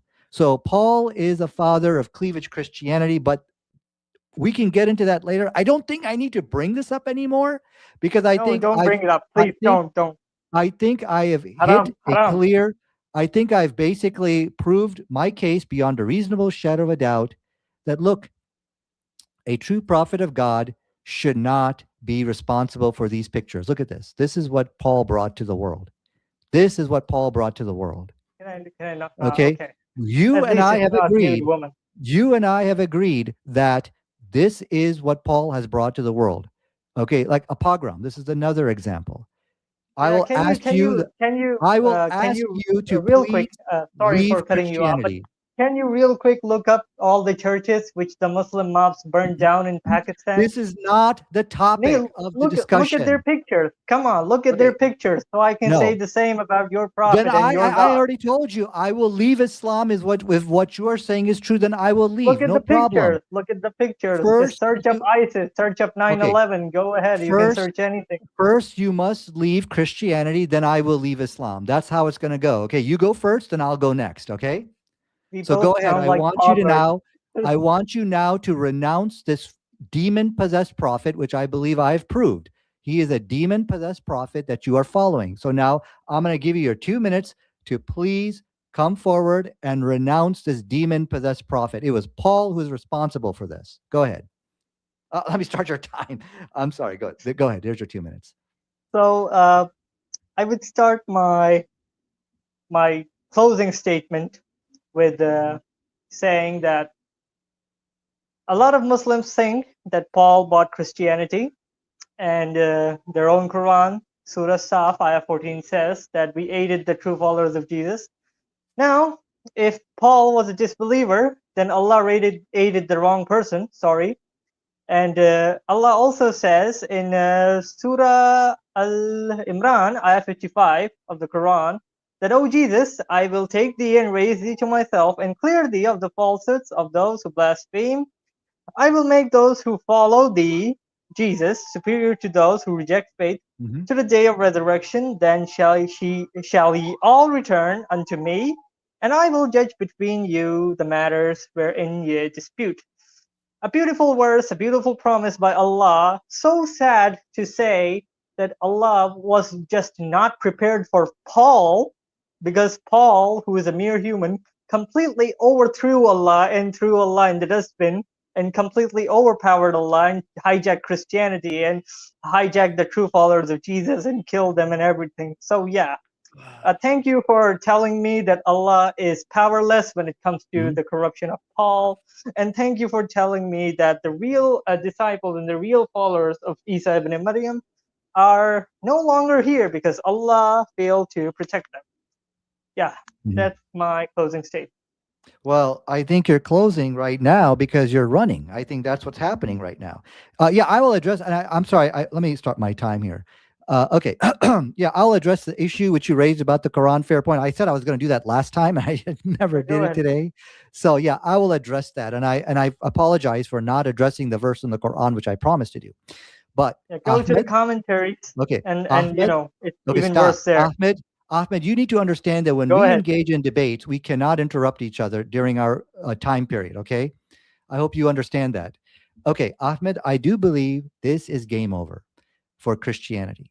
I have proved beyond a reasonable shadow of a doubt that Christianity is an evil, wicked religion which, and by the way, this is not a Nadir Ahmed argument. Every Holocaust scholar has accepted that the concept of deicide has brought in this horrible misery into the world and is responsible for the Nazi Holocaust, which is what we found inside the book of Thessalonians. Ahmed, your Christianity is over. I've brought to you not just, it is a culmination of academic scholarship, all agree on this. And and like I said, I will leave Islam right after you. If the criteria for truth, one of the criteria for truth is a book shouldn't bring horrible suffering and misery into the world. Unimaginable type of suffering and misery. Let's look at these pictures of Like what Paul did. 9/11. Okay, if Muhammad sallallahu alaihi wasallam or Islam is responsible for 9/11, I will leave Islam. How, Ahmed? How many? I'm not going to repeat it anymore. Okay, I will not repeat it anymore. The same darn thing. Now I'm going to address the verse of the Quran about the disciples being the uppermost or superior. You know, if I'll give you a concession here. If you cannot leave Christianity right now based on the evidence, then just accept that yes, my book is responsible for the Nazi Holocaust, and I just don't know what to do with it. I will accept that tonight. I'll give you these two options, then I'll address the verse you quoted. Go ahead. Really interesting because you told me that you are going to address these verses which you didn't. So I would love you to do that. Mhm. Now, you might be true in the fact that the Quran didn't cause the Holocaust, but it did cause 9/11. It caused ISIS, it caused I will Mecca, interrupt you, Ahmed, to it stay on caused topic. the I will interrupt Crusade. as a Yeah, moderator to please stay on topic and make sure you focus on it. This is not the topic is not jihad in Islam. The yeah, topic it is was the reliability of the reliability of the Bible. gospel, right? Yeah, yeah. Yes, please So, stay on topic. in light Thank of you. in light of the reliability of the gospel, I quoted Surah Saf and Surah Imran, Yeah, yeah. ayah We'll 55. yeah. Yeah. So I would love you to clarify what these verses say about the true followers of Jesus, and what the New Testament actually was. Well, what the Injil actually was.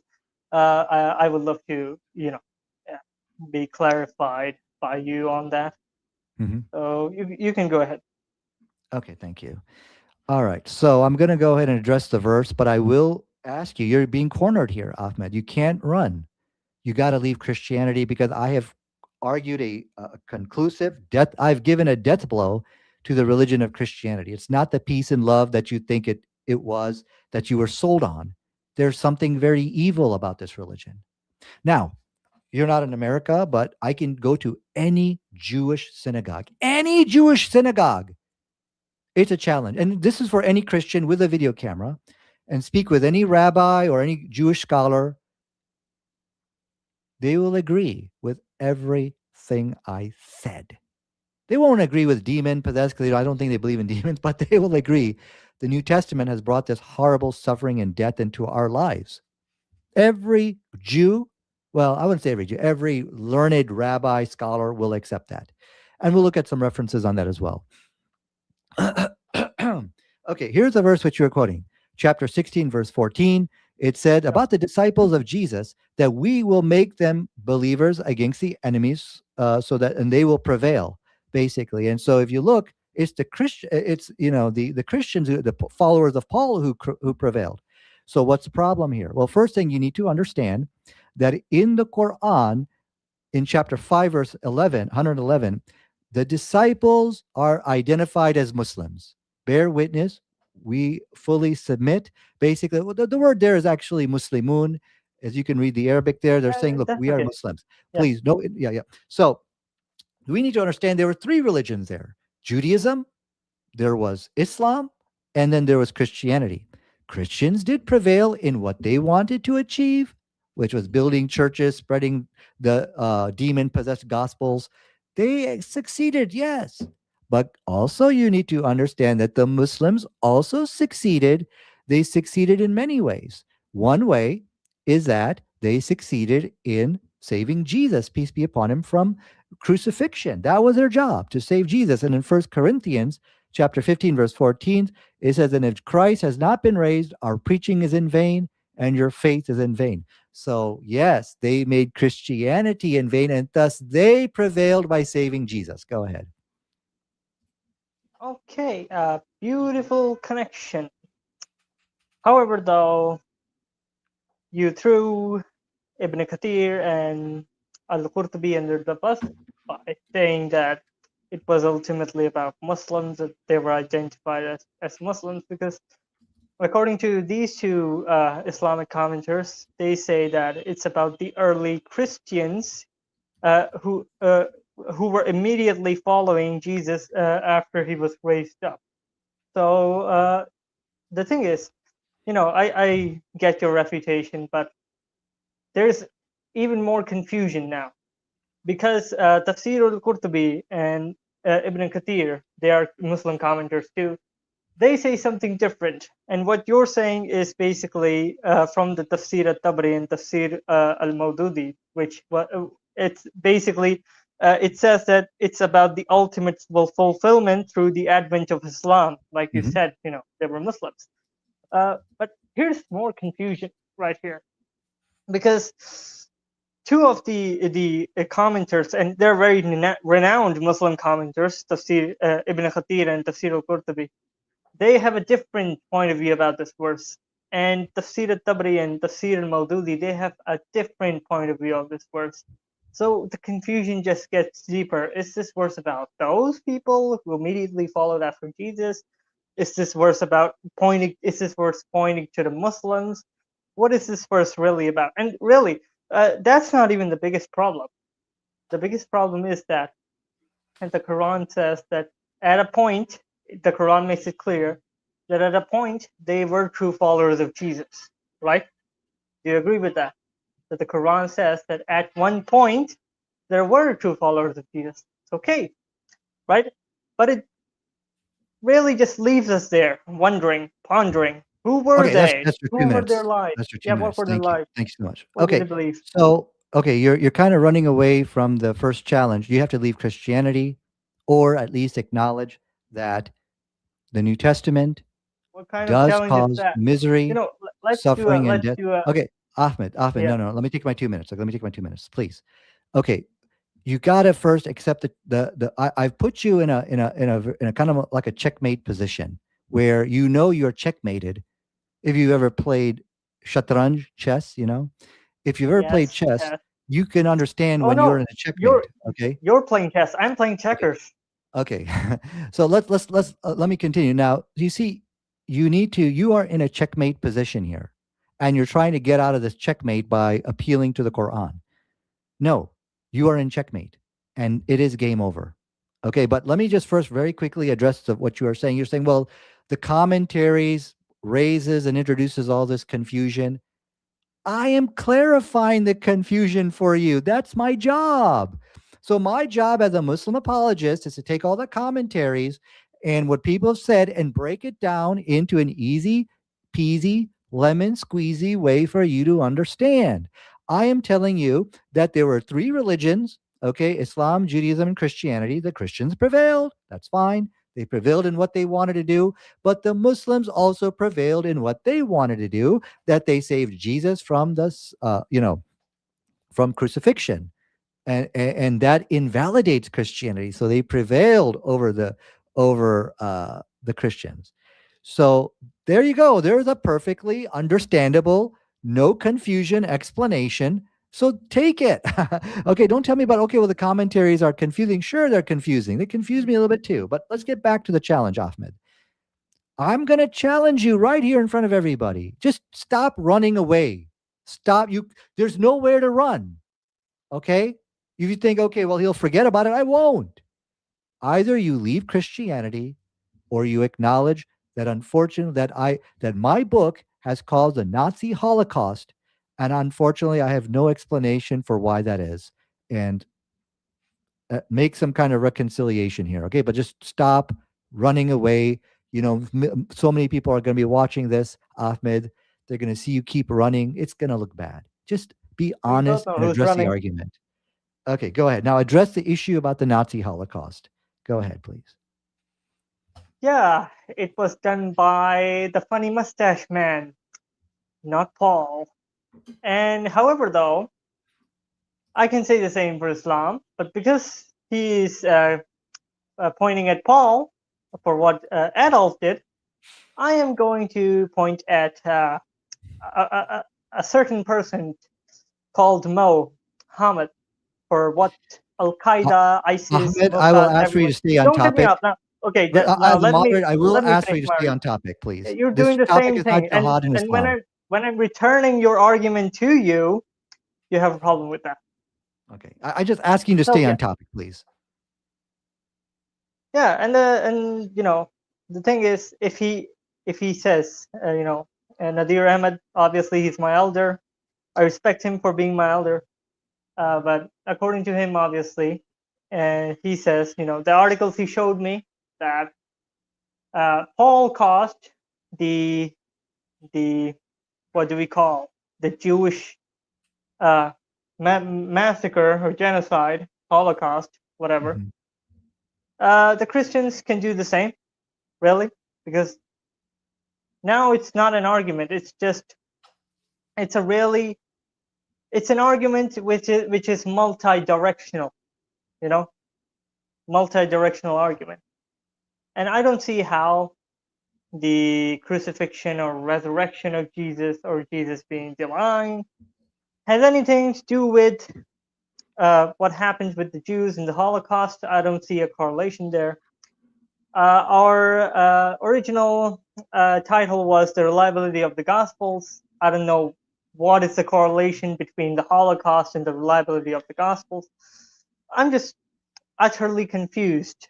But I am willing to have another debate with or discussion with Nadir Ahmed on we can do it on divinity of Christ if Mhm. he wants. But Okay, that's time. as for Well, now, I'm just okay. confused.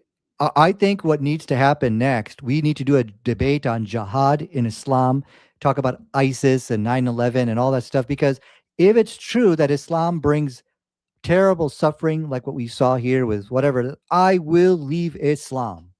And oh, by the way, my other followers, they have to leave Islam too. Okay, so it's not just me. I said if what the Christians are saying is true, we all have to leave Islam. Don't follow this false religion. But anyways, let me. So I think that should be the next topic, so I can address these points which you're raising.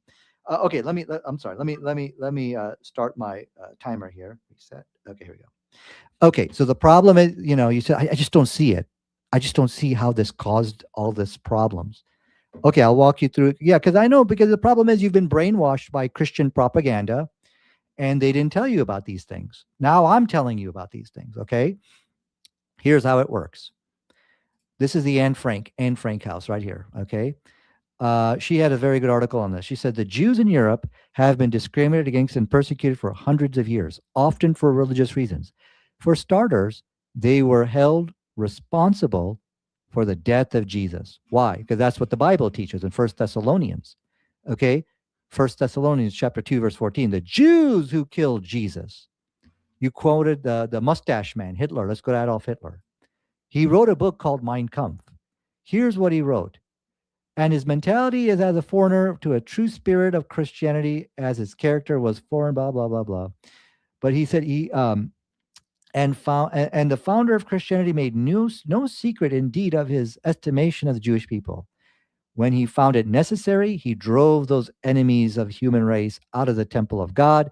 He's referring to the Bible verse about making a rope, because then and always they use religion as a means for advancing their commercial interests. But at the time, Christ was nailed to the cross for his attitude towards the Jews. So here's how it works, Ahmed.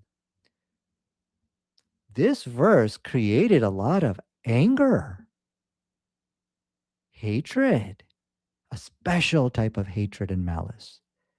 Because you see Jesus's body dangling on the cross, you just think, oh, who could have done this? Oh, the Bible tells us the Jews did this. Okay?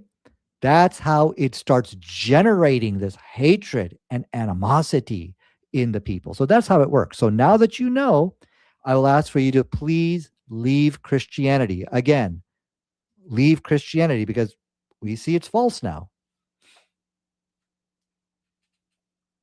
Thank you for preaching.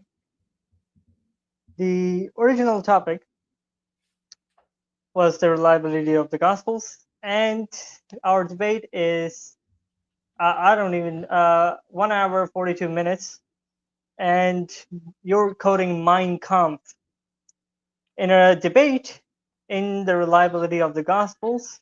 You're quoting Mein Kampf, so that is really interesting approach. Really interesting approach. Now the thing is, you want me to renounce my faith right here, right now, as if I'm going to so easily do it because I believe in something and I have a reason to believe something. And it's not easy to leave Islam either, right? Mhm. Especially when you're in Asia. So the thing is that the challenge you have given me is not compatible with our topic today. And the evidence you're proving it's not even about the reliability of the gospels. Like if I was talking about another person, he would have been showing me the early church fathers. Oh, look at this, they added this to the Bible, they added that to the Bible, they did tahrif to the Bible. But you're not even talking about the reliability of the gospels. You're talking about the funny mustache man in his book.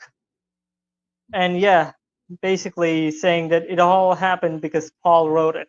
Well, in our next debate, I can bring so many verses from the Quran and I can say the same thing because Allah revealed it to Prophet Muhammad and he and his scribes wrote it down because he was illiterate. Mhm. So many Muslims nowadays they do the same things and maybe even worse things than Hitler, and they're still doing it. It's not 1936, it's not 1946. They're still doing it. So yeah, now here's my challenge. Either you concede that when it comes to the Quran, it's 10 times more violent than the gospel, or we should have another debate on jihad and the Quran and the Bible and violence and all that. You have two options. Mhm. This is my challenge to you: either All right. concede or have another debate. That's your 2 minutes. Okay, yes, definitely. I will. I've been saying this the whole night, Ahmed. I've been saying this literally the whole night. Yes, if you can show me and prove to me, rather than just making claims, oh, the Quran brings misery and suffering into the world, then yes, I will leave Islam. How many Okay, times I got to great. tell you that? Okay. And you hold me to the same, like how I'm pressuring you, don't let me go. Don't let me go. You hit me with the same level of firepower that I'm hitting you with. Okay.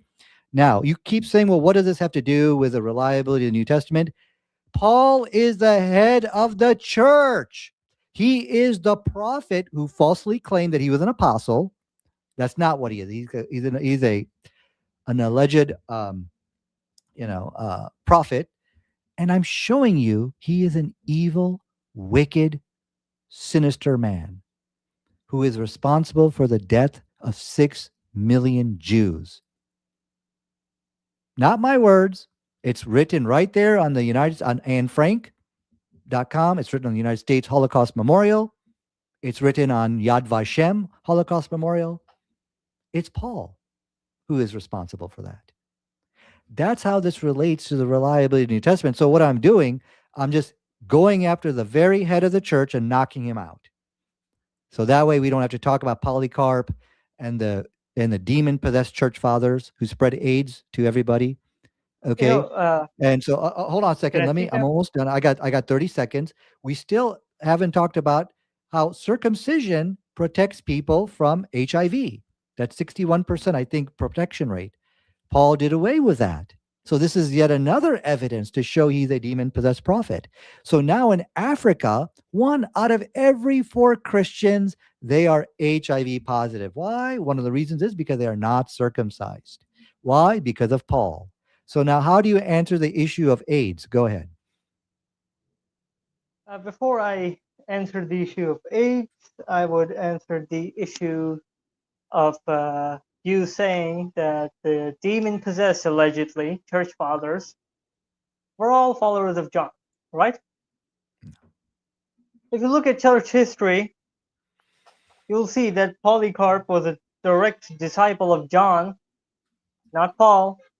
Ignatius was a direct student of John, not Paul.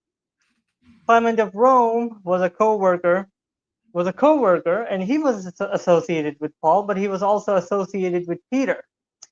And Papias was connected to Matthew, not Paul. Most of the church fathers, they weren't even connected to Paul. And the church fathers say exactly what we say today. Jesus was divine, he died for the sin, rose from the dead. So how come can you bring Paul into this when the church fathers weren't even connected to Paul? They were connected straight to the disciples who we follow in order to follow Jesus. Okay. You want me to Laugh answer all you that? want.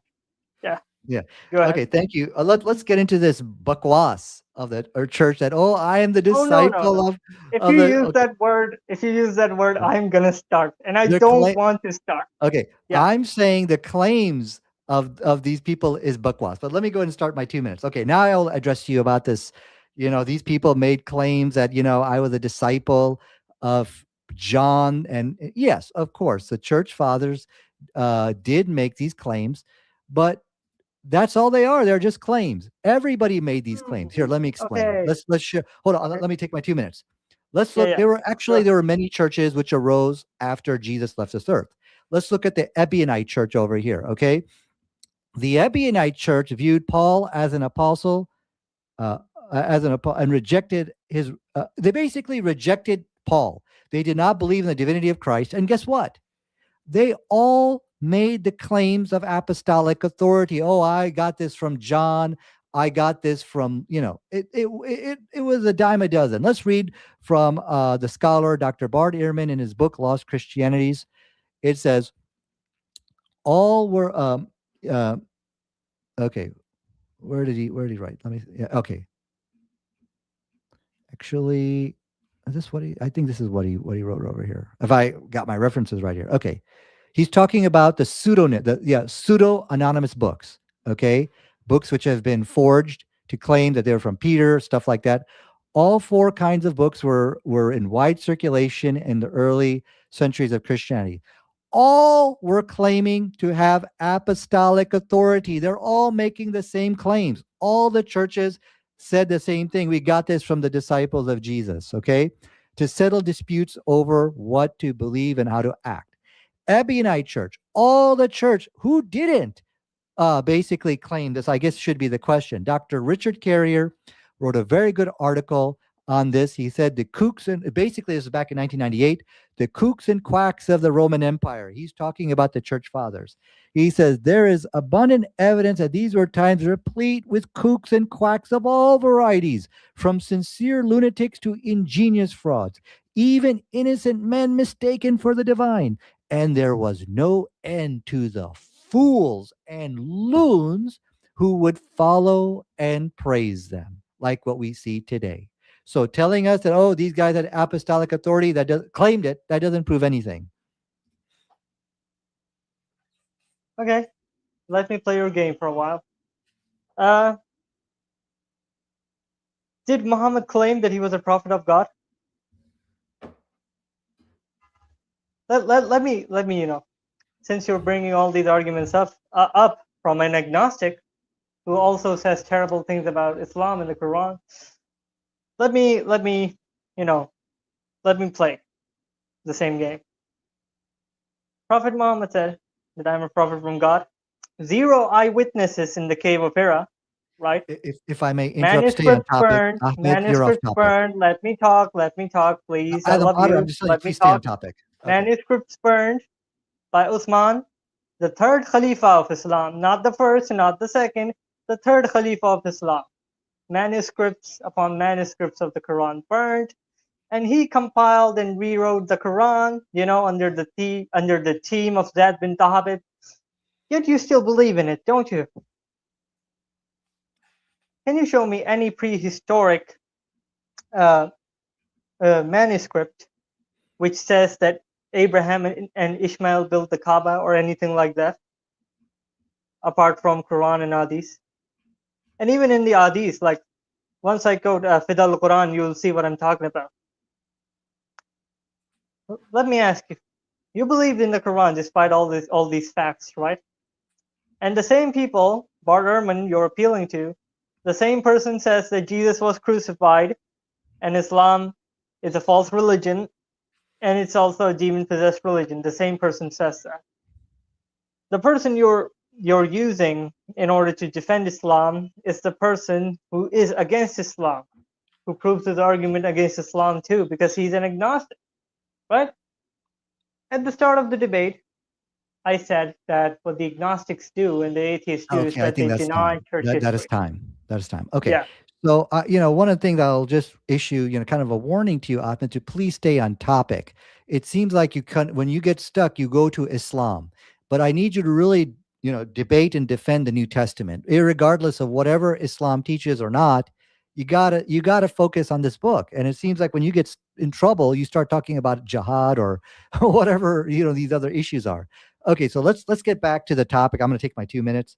Okay, so I'm gonna ignore pretty much everything you said because it's just not on topic. It's not my job here tonight to prove Islam. Yeah, definitely I'll do that in another debate, but that's not what we have kind of gathered here for. We need to talk about the reliability of the New Testament. So all you're doing, as Dr. Richard Carrier is pointing out, You're just following the kooks and quacks of the Roman Empire. And he mentioned everybody used to make these claims about apostolic authority. I got this from the disciple of Jesus. Oh, yeah, yeah, yeah. I got it from John. These claims are a dime a dozen. Okay, so let's take a look at some more evidence here. And you never showed us. You quoted Polycarp. Okay, well I'm showing you that other people made the same claims Polycarp made from the other churches. In fact, who didn't make these claims? I guess it should be Yeah, asking. Okay, and a so lot now of people wrote their own let me manuscripts show of the you Quran as other well. testimony. Does Please that mean stop. the Quran is Stop false? No, right? interrupting. Please stop interrupting. Okay. No, the thing is, sorry Hold to on. Let cut me you off, but the thing you, is that you if don't you know your have a church history. criteria, if you Okay, you know question you're Christianity with interrupting. a criteria, You you you should will be have able to. We should question you with the same criteria, right? that's fine. You can do that, but just not right now. Okay, let me take my. Why? I'm gonna take my 2 minutes. Okay, because Who's we've got to running now? focus. Okay. I am running away right now because I want to stay focused on the New Testament. That's why now, if you feel like I'm not being fair with it or holding a double standard against the Quran, sure, we can debate that when the time comes. But we can't debate both at the same time. So yes, I am running away from the Islamic issues you're raising. Okay. Okay. So I'm going to start taking my 2 minutes again. So problem is, Ahmed, you don't know church history, and I want to educate you on that. So if you're just going to, as Dr. Richard Carrier said, just blindly follow the kooks and quacks of the Roman Empire, who there was no end to the fools and loons who would follow them, as he said in that article, you should read that article. Okay, that's a problem. You are just reading one side of, I guess, some Christian propaganda, but let me educate you on church history. Now, this is from Celsus, okay? And he was right around that time. Listen to what he said about the Christians. It is clear to me that the writings of the Christians are a lie, and your fables, and that your fables are not well enough constructed to conceal this monstrous fiction. I have heard that some of your interpreters are on to the inconsistencies, and he goes on talking about how the church is just basically making up stuff. Not only that, but even your own church caught people fabricating and lying. And they asked him, "Well, why did you do this?" He said, "I did it for the love of Paul." Let me get that reference for you real quick. Love of Paul. They caught him. They basically the Christian forger who had been convicted by a church tribunal, you know, and he was fabricating letters of Paul. He says, "Why did you do it? For the love of Paul." I mean, here's my point. Here's my point. But see, the thing is, okay, certain church fathers made claims that they had apostolic authority. All right, fine. I mean, but what do you do with all the evidences from other churches who made the same claim? Okay. Not only that, but now you've got other testimony from Celsus and others who say that your church is fabricating and lying. The Ebionite says Paul is a false prophet. What do you do with all that other testimony? I guess is my question for you. Well, the honest question is that you compare the testimonies, you watch their history, and then you realize who is telling the truth and who is false, just like how the early church fathers did, right? Now, again, you brought up testimonies and you asked a very good question. How can we assume that a testimony is true and a testimony is false? And I told you in a really simple and concise manner that you go into the history, you look into the history of Mark, Matthew, Luke, and John, you see, were they really with Jesus? And then you look at the apostolic fathers like Ignatius and Polycarp, and you look at their history. Were they really with John? If Hmm. yes, then they're telling the truth. If no, they're lying, right? Right. So that's the first part of my answer. And the second part is basically a question, because if you raise the concern of these false testimonies, along with some of the true ones of the church fathers, when you raise this concern of the false testimonies, I myself raise the concerns of those false manuscripts which Uthman had to burn, and Musallima bin Kazab. Don't forget about him. Yeah. We had many false prophets at the time of Muhammad as well, many manuscripts that had to be burned. How do we know that the manuscript today we have, the Quran, is true, right? But you believe in the Quran, despite all that, despite Musallama bin Kazab, despite Uthman burning dozens of manuscripts, despite the goat eating one of the revelation of the Quran. You believe in the Quran, right? So the same criteria which you're using against Christianity, Islam doesn't stand that same criteria which you're using to disprove Christianity. That's what I'm trying to say. That's why I bring up Islam in the first place. That if you're using a criteria, you're using an argument, use an argument that Okay, is not okay, it's my self-destructive to time. Islam. Okay, Yeah, no, there's go no ahead. such thing. This is all just one big delusion you're suffering from. Oh my God. You think that Islam has the same problem? I accept the challenge of the authenticity of the Quran, and we will debate that when the time comes. And I will prove to you, Okay, Quran is let's go 100% to. authentic. I'll prove to you Should that I this is a should I scientific quote miracle. should I quote Abu Bakr Kitab Fidal No, no, no, Quran? no. This is I have my it right time. here. This is my time. Okay. Okay, Okay. So the problem is, the issue is not that I'm holding a double standard. The issue here is you get stuck. And when you get stuck, Ahmed, I'm just explaining to you so you can improve your debate skills. Okay. You start talking about Islam, start talking about jihad, you start talking I about told you why. Uthman, you start talking about things because you are fried. You know you cannot, you're saying stupid stuff. Well, you got to compare their history and testimony. Then you will know that they are truly disciples of John. Nobody's that stupid to say stuff like I that. Okay, already there's gave no you my way. answer. Look into the There's no. history Okay, stop of the interrupting, father Ahmed. This is my and the time. disciple. This is my time, Ahmed. Okay, I'm gonna add just 10 more seconds to my time because you are interrupting me. Mhm. Ahmed, listen. Nobody is so stupid as to say that you can really prove these things 2,000 years later. You cannot prove these things. It is exactly what Dr. Richard Carrier is saying. You're just blindly following the kooks and quacks of your demon possessed prophet, Paul. That's all you're doing. You're just basically following the attestations and affirmations and faith proclamations of the kooks and quacks of the Roman Empire. No, you cannot compare their history and testimony, and then you're going to know, oh, he's really a true follower of John. There's no way. You're talking bakwas. This is when I said this was bakwas. This is exactly it. You're saying things that even the Christians will never say, saying things so absurd and nonsensical up here tonight. Okay, but if you want I to, can say the same if you about you. want to, if you think you can prove that Polycarp was truly a disciple of John, let's just assume it. Okay, show it. Show me how you can prove that. Okay, no Christian would ever say something so stupid like that, but you think you can? Okay, go ahead, show it to me. Let me play your game for a while. Show me that Uthman is the caliph and he met Muhammad. Show me. Again, not even that. Okay, show me who wrote Surah Al-Baqarah. Show me the author of Surah Al-Baqarah. The reason why I'm bringing up Islam is because the same questions you're bringing up for Christianity, despite my answers, you won't survive that questions. You won't survive your own questions as a Muslim. Tell me who wrote Surah Al-Baqarah or Surah Al-Ikhlas or Surah Al-Ma'idah or Surah Al-Ankabut or Surah Al-Shura or Surah Al-Rahman. Tell me who wrote them. No, you were questioning me for hours upon hours. Tell me how these church fathers are true, and tell me how these disciples are true, and you're not following Paul. How do you know you're not following Usman? Hmm? I can ask the same question. The thing is, I give you the answers, but you do not adhere to them. You should know about this.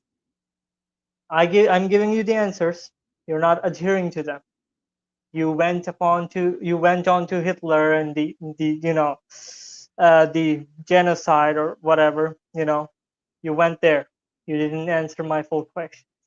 Now let me ask these same questions to you. Tell me who wrote Surah Al-Ma'idah or Baqarah or Surah Al-Shura or Surah Al-Azab or Surah Al-Anbiya or Surah Al-Imran, Surah Al-Awqaf, Surah Al-Ankabut. Show me. Give me the evidence who wrote the Quran. Which men wrote the Quran? You don't have an answer, do you? Yeah, you can go on tangents, you can preach again, 2 hour long debate. Look at that. I'm still live. Oh my God. But you don't have the answer. Who were the true followers of Jesus, which Surah Saf Ayah 14 is quoting? Who were they? What were their names? What is the original Injil, which we don't have, which the Quran is quoting? You don't have the original Injil. You don't know the true followers of Christ. The Quran is really vague about them. I know it. Who wrote Surah Al-Ma'idah, Surah Al-Anbiya, Surah Al-Ikhlas, Surah Al-Baqarah? You don't know. Let me ask you the same questions. I'm asking you the same questions and you don't have the answer.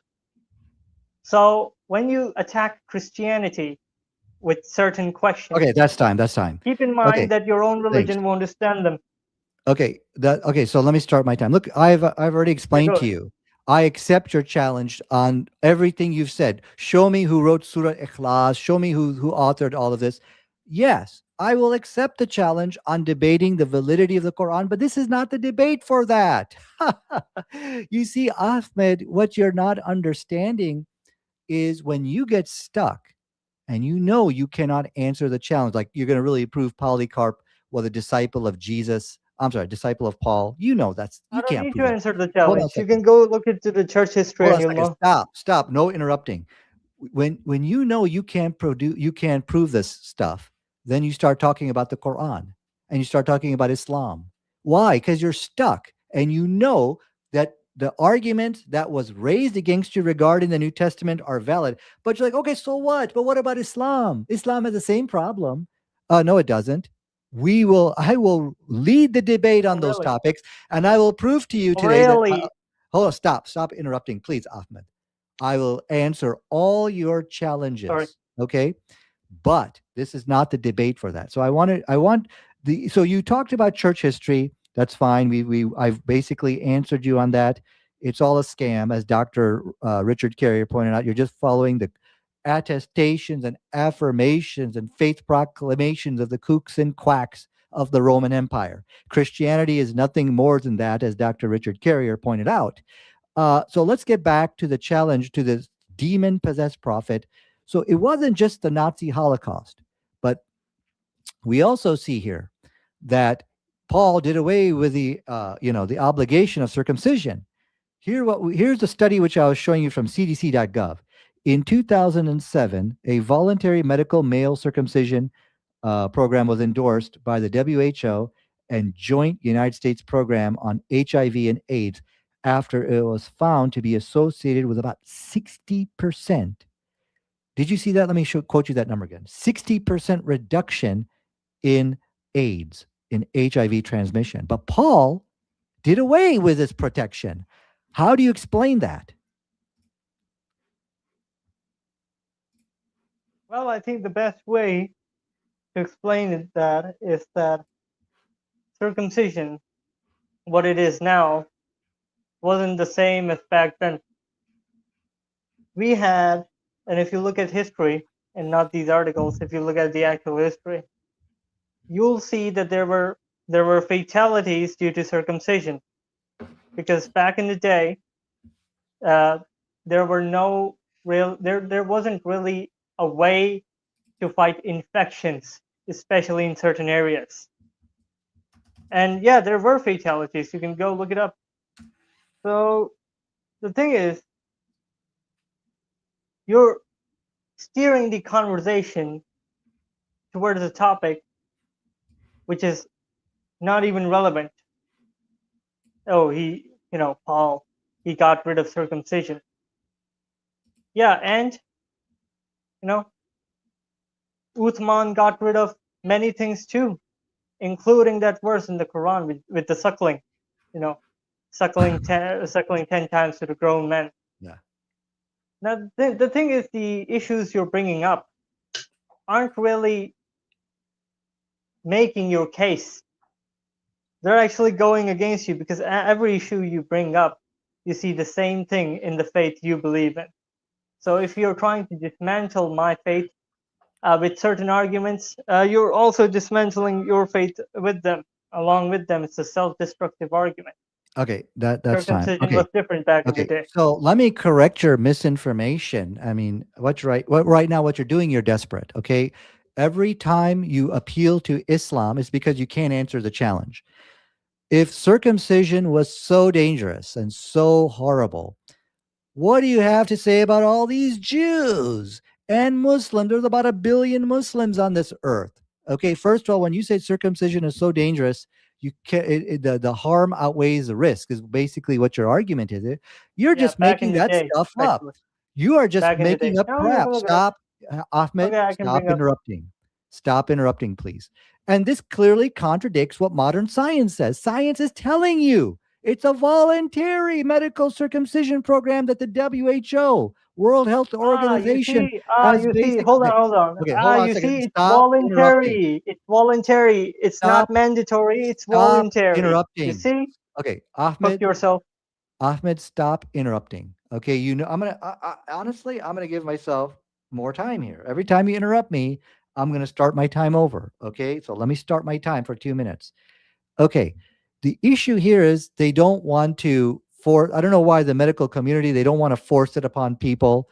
But we'll have to research why it's not something forced. Well, the matter, by the government or something like that. But look, read the statistic here. It's 60% reduction in the transmission of AIDS. 1 out of every 4 Christians in South Africa is HIV positive. So, okay, let's assume that there's some risk involved, as what you were saying, but there's some benefit. Paul should have known that. If he were the true prophet of God, he should not have just, said, okay, guys, no need for circumcision. He should have understood the science behind the move there, but he didn't. So please keep in mind in Africa, if you go up to the north area, no, it's like Morocco. Let's just take Morocco for one example. It's under 1% of AIDS. Christian South Africa, 25% of them are HIV positive. That's horrible. It's just unimaginable. So I guess my question here is, so it's not just the Nazi Holocaust that this prophet, which you are following, brought to the world, and not just the Nazi Holocaust, but 2,000 years of persecution and death. And you know what a pogrom is? Let me show you what a pogrom is. The pogroms, uh, this is a pogrom. Pogrom. Yeah, a pogrom. This was inspired by the New Testament. This is just basically people going out and just killing Jewish people because they're responsible for the death of Jesus. This is allegedly the Jews are basically responsible for this. So I will renew my challenge here. How can you follow a prophet who is responsible for all this death and destruction without appealing to Muhammad or Islam? Go ahead.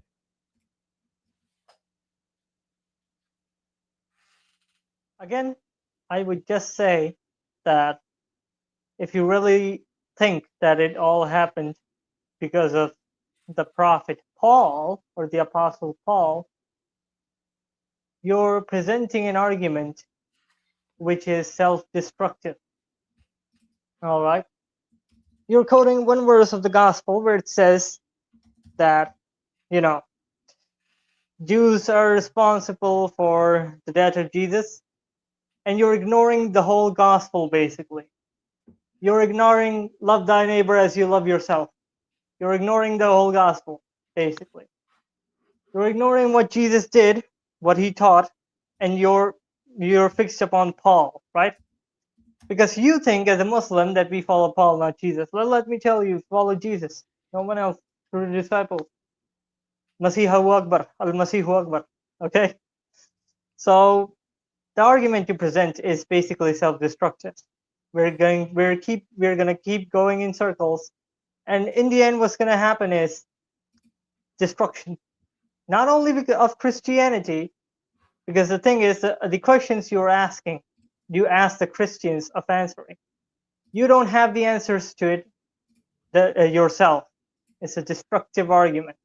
It's a really destructive argument. You know what? Go ahead and search Baldia Isania. Go ahead and search Baldia Isania. I'm pretty sure you're aware of it since you're from Pakistan. Search Baldia Isania, where a Muslim mob, because of what do we call? politics, a Muslim mob, burned down the whole factory with lady workers who were Muslim, their own people. They were working there. They burnt it down to the ground, and the bodies was floating in sludge, charred beyond recognition. I can clip this video and I can show the actual photos on my channel, but I will get demonetized. So if you're saying that Paul is responsible for this much destruction, brother, we have bigger fish to fry in Islam. If Paul caused 1% of destruction, which is false in the first place, but if he caused 1% of destruction, then Okay, your that's prophet time. caused 50, Okay, 100. okay. Okay, let me start my time. Okay. Yes, he said this is a self-destructive argument. Yes, yes, Ahmed. I want to For destroy Islam. Islam if it is responsible for the death and suffering or any kind of misery for the nonsense which you basically raised. If Islam is Look up responsible, Baldia Sania. yes, yes, I You want bought to up, leave yeah, Islam. I you love bought up, you hit it you on the bought up the, nose. Okay, stop, you bought stop, up stop. Jewish, Okay, you bought up the Holocaust. I'm stop. bringing up Baldia Sania. Fair, Stop. fair. Okay. Go look it up. Stop interrupting. Okay, I'm going to start my time again. I am telling you that you hit it on the nose. This is what apologetics is all about. Allahu Akbar. Allahu Akbar. You finally got it. This is what truth is all about. You said, Nadir, you're bringing up self destructive arguments.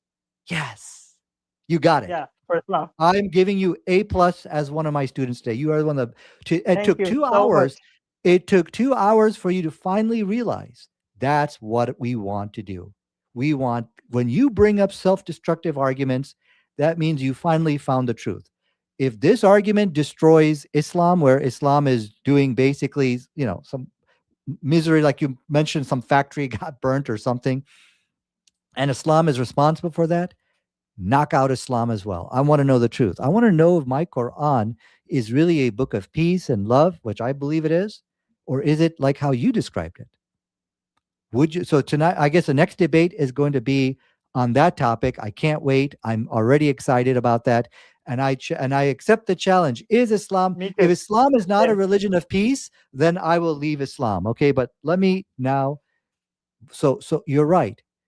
Maybe both religions are false. Both religions are evil. It could be hypothetically true. Now, you said, what about all the loving passages, love thy neighbor? Yeah, there are many good things in the New Testament. One should not just ignore them. I totally accept what you're saying on that. But the argument remains. Let's take a look at the argument, which I've presented to you today. That I'm sorry, where is my arguments? Okay, the issue which I raised, still the author of the gospels knew that this was going to bring death, suffering, and misery by saying this. It is still responsible to a certain extent, even with all the good teachings in the book. It is still responsible for the Nazi Holocaust. So, okay, I will leave Islam next week if you prove your case. But right now, you got to leave Christianity. Are you ready to do that because of the suffering that Apostle Paul, as well as nudity, which we haven't got into that yet, and the nudity which Apostle Paul brought into the world You from the talk about it. bikinis? What? I don't want to see them again. The bikinis. Oh no, no, I don't actually. So basically, I didn't put the women there. I just got the clothing. It's permissible to No. look at the clothing. No. Come on. That's Nadir. Come on. Mhm. Wait a Come second. on. Oh, wait a second. This is Come the on, way man. Christians dress. Christians wear this clothes. Are Nope. you a Christian? Are you Nope. Christian? Yeah, I You're am not Christian, Christian? but Do also do no, Christian I wear am this Christian. clothes? Look, you're no. I'm Huh? Christian, and look, I am Christian, and let me tell you that the raqqasain, the dancers in Arabia, either they're Muslim, even they're Muslim, they wear the same clothing. Let me tell you this. Okay, if Islam Go allows, go search it okay, up. Go search it up. did Go okay, search it up. hold on a second. Let's hold on a second. Raqqasa Ahmed, Dubai. Go search it is up. this in your No, religion? no, Is this clothing the permissible? Muslim woman. Look, Okay. listen to me for a second. A lot of Muslim women also wear the same clothing. A lot of Yeah. Lebanese women wear the same clothing, and you can Hmm. look it up on the internet. And Okay. worst things you can look up on the internet. and you can look at the sheikhs and imams. Heck, you can look at the Afghanis who abuse the young children. You can look at them, what they're doing. Okay, So okay, don't bring okay. this If argument up, because hold again, this on, will wait a second, destroy I will you. bring it up. I will bring it up because if Islam also allows, if Quran and Hadith allows nudity, then yes, it is also a huge problem. But this is not the topic.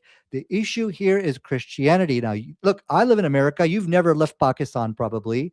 In America, this is the Come to way Christians. Pakistan, Habibi. If Okay, Musliman okay. are so Let's good, not come to interrupt each other. Pakistan. Okay, okay. You know what? I'm gonna Go take a few no, minutes. go away from Stop the this kafirun. interruption. Go away from the kafirun, Stop ya Habibi. this Come to Pakistan. interruption. The Okay, I'm gonna start my Muslimin. 2 minutes. Come to them. I'm gonna start my two Yeah, minutes. Let's of course. stop the interrupting. Okay, one of the problems, I think, you have not left Pakistan. You have not seen the world. Now, so let me educate you, Ahmed. This is the way Christian women dress. Okay. There, and if you look throughout the world, you'll never hear any Christian saying, "Oh, but you'll go to hell for wearing that," or "This is wrong." No. Why? Because Christians know that this is permissible in their religion. Everybody knows that. This is common sense that you seem to be not having.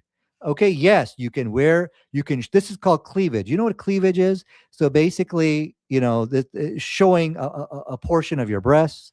Okay, and this clothes is permissible in Christianity. That's 100%. Nobody is going to deny that. Okay. Now, why is it permit? Now, this is the way. This is what godly women are supposed to be dressed like this. Now, if Prophet Muhammad sallallahu alaihi wasallam orders, I guess allows for nudity, then Islam is wrong too, as you are pointing out. Like the raqs dancers, and if Islam allows that, then Islam is wrong. Simple.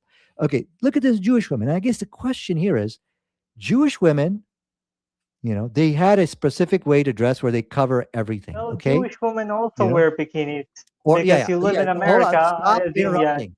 Stop interrupting. Okay. The reason why is so you got to understand it within Judaism. This is again because you have not left Pakistan. You're not educated. Let me educate you. In Judaism, you have Orthodox Judaism who do follow the Torah to the letter. Then you've got more Reformed Judaism, which is basically they kind of water it down, wishy washy a little bit. So yeah, they of course are going to dress, like the rest of the society does.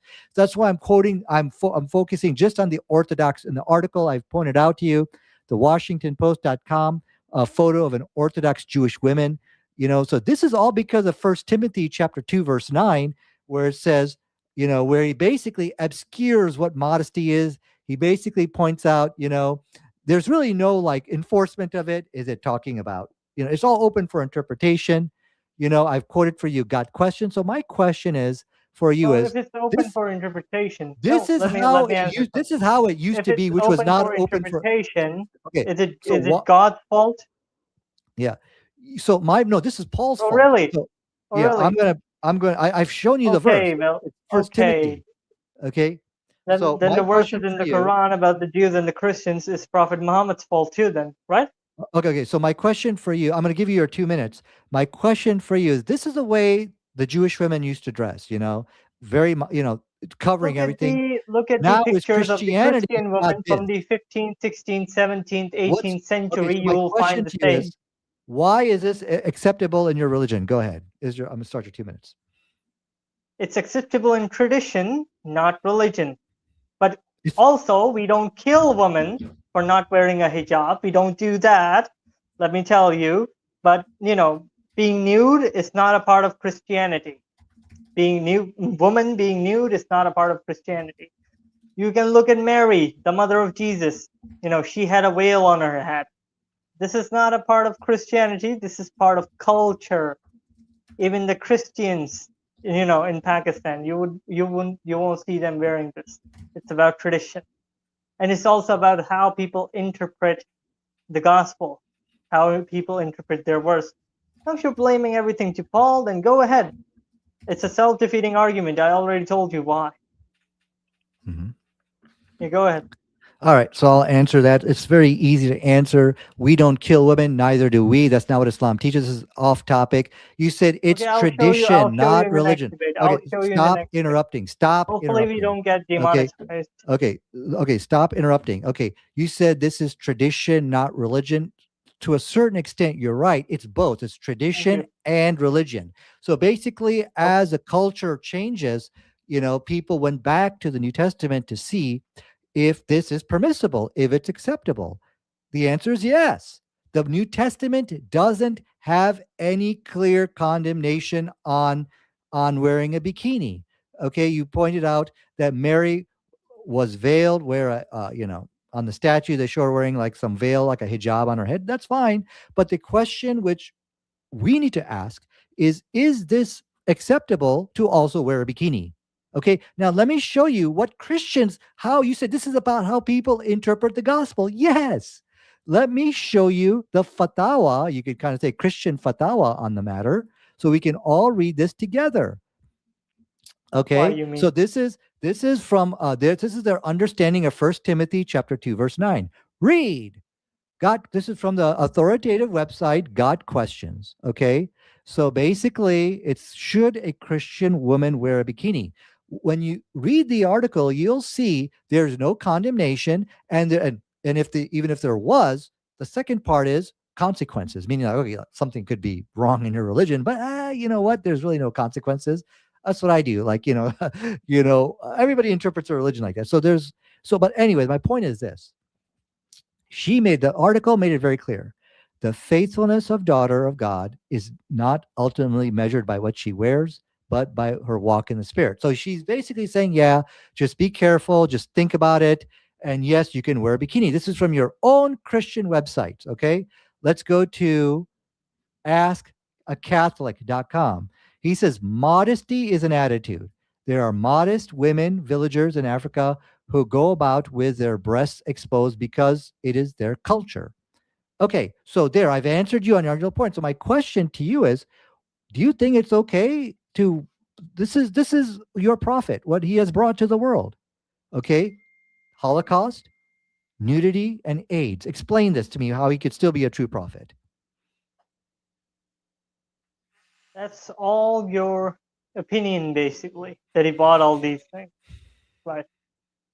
And the problem with your opinion is it can also be easily dismantled. Now, your criteria for judging Paul, if I use your own criteria, then you should have to leave Islam too. Yes. Muhammad bought child marriage, cousin marriage, jihad, death, right? He did bought all these things, right? Nope. So here's my thing. Here's the problem. If you're judging Paul by a criteria which you made, then you should also judge your own prophet through the same criteria. But you know that if you do that, Islam falls. So you only use this criteria on the Christians, right? Yeah, exactly. Yeah, keep doing this. Doesn't matter. You know, yes? Because if you use the same criteria on Islam and on Prophet Muhammad, you know you're going to lose. So you're just going to push this criteria just onto the Christians, just to run away from the real problems, right? Don't you? Just keep the Christians under pressure with this criteria, which is obviously going to destroy ourselves if used against us. Now, we can debate for another hour, or should we reschedule another debate? It's up to you. Yeah, We so can what we can do, yeah, reschedule it earlier what we can if do you now, want. look, yeah, so let's do, because you've brought up an issue about jihad, and you are right. Look, you have nailed it on the dot. Look, if Islam has all these problems of bringing death, misery, and suffering, I'm ready to leave Islam. And it's like I keep telling you that the whole night, the whole morning, Yeah, I've been telling you you this. did tell me. Okay. And it's like you just don't want to listen. It's like you know that in this I'm debate, listening. I have no answers other than your religion has the same problem. Okay. That's like, Yeah, that's and like, why. That's yeah. why And it's you're like, only focusing yeah. it on Okay. Christianity, Okay. right? Let me show you something. Let me show you something. Okay. So, what I think you really need to do, you need to first of all figure out what you're talking about here. Okay. Let me show you this. My debate on the topic of Islam and peace. Where is it? You should watch them. Okay, this shows you that I'm actually answering the questions which your Nadir, debate, Islam, violence, and what, peace? There you go. Here's what I just did. What was it, 6 months ago? This answers everything you have basically brought up. So as you can see, I am debating it. This video right Yep. here, this is a hoax. I debated Robert Spencer, does Islam teach peace? The only reason why you don't see like David Wood. 40 debates on this topic is because this is, You by the did way, this is debate a hoax. AP, Apostate Prophet. Did you? Yes, yes. Thank Yeah, you. That is a very, thank you for bringing up that. That's a good one for you to watch. I watched it. Apostate, yeah, Apostate Prophet Nadir Ahmed. There you go. Yeah, Okay. it's the first. It's the best video of your channel. Oh, is it on my channel? Yeah, yeah, I Uh, think it is. okay. Okay, here we go. Maybe So I don't know. my point to you, you see, Ahmed, I don't want to call you ignorant, but I think you're unaware of who you're dealing with. All the arguments you are raising against Islam, look, तुम्हारी religion be ये same cheez hai.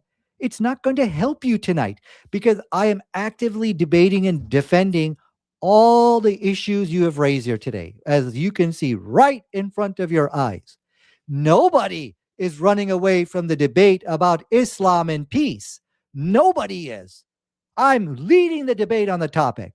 But of course, in tonight's debate, I was running away, yeah, because that's not the topic of this discussion here, as you can see.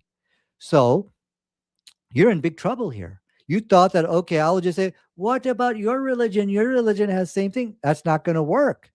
Because next debate is going to be, guess what? What topic? Islam and violence. All right. Perfect. Yes. Oh, and by the way, I forgot to even mention. Now, remember, we talked about the Jews killed Jesus, Jews killed Jesus.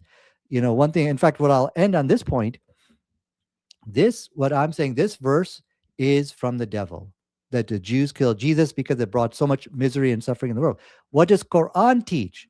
What does Quran teach? It teaches that the Jews Allah made it did it. appear so that if he was crucified, Surah Yes. An-Nisa, Okay, hold right? on. Don't interrupt me. Don't interrupt me. What Cryptomany. does, yeah, what Cryptomany. Islam Ah, teaches? Let's go to chapter. Let's go and now watch how Allah Surah removes Nisa.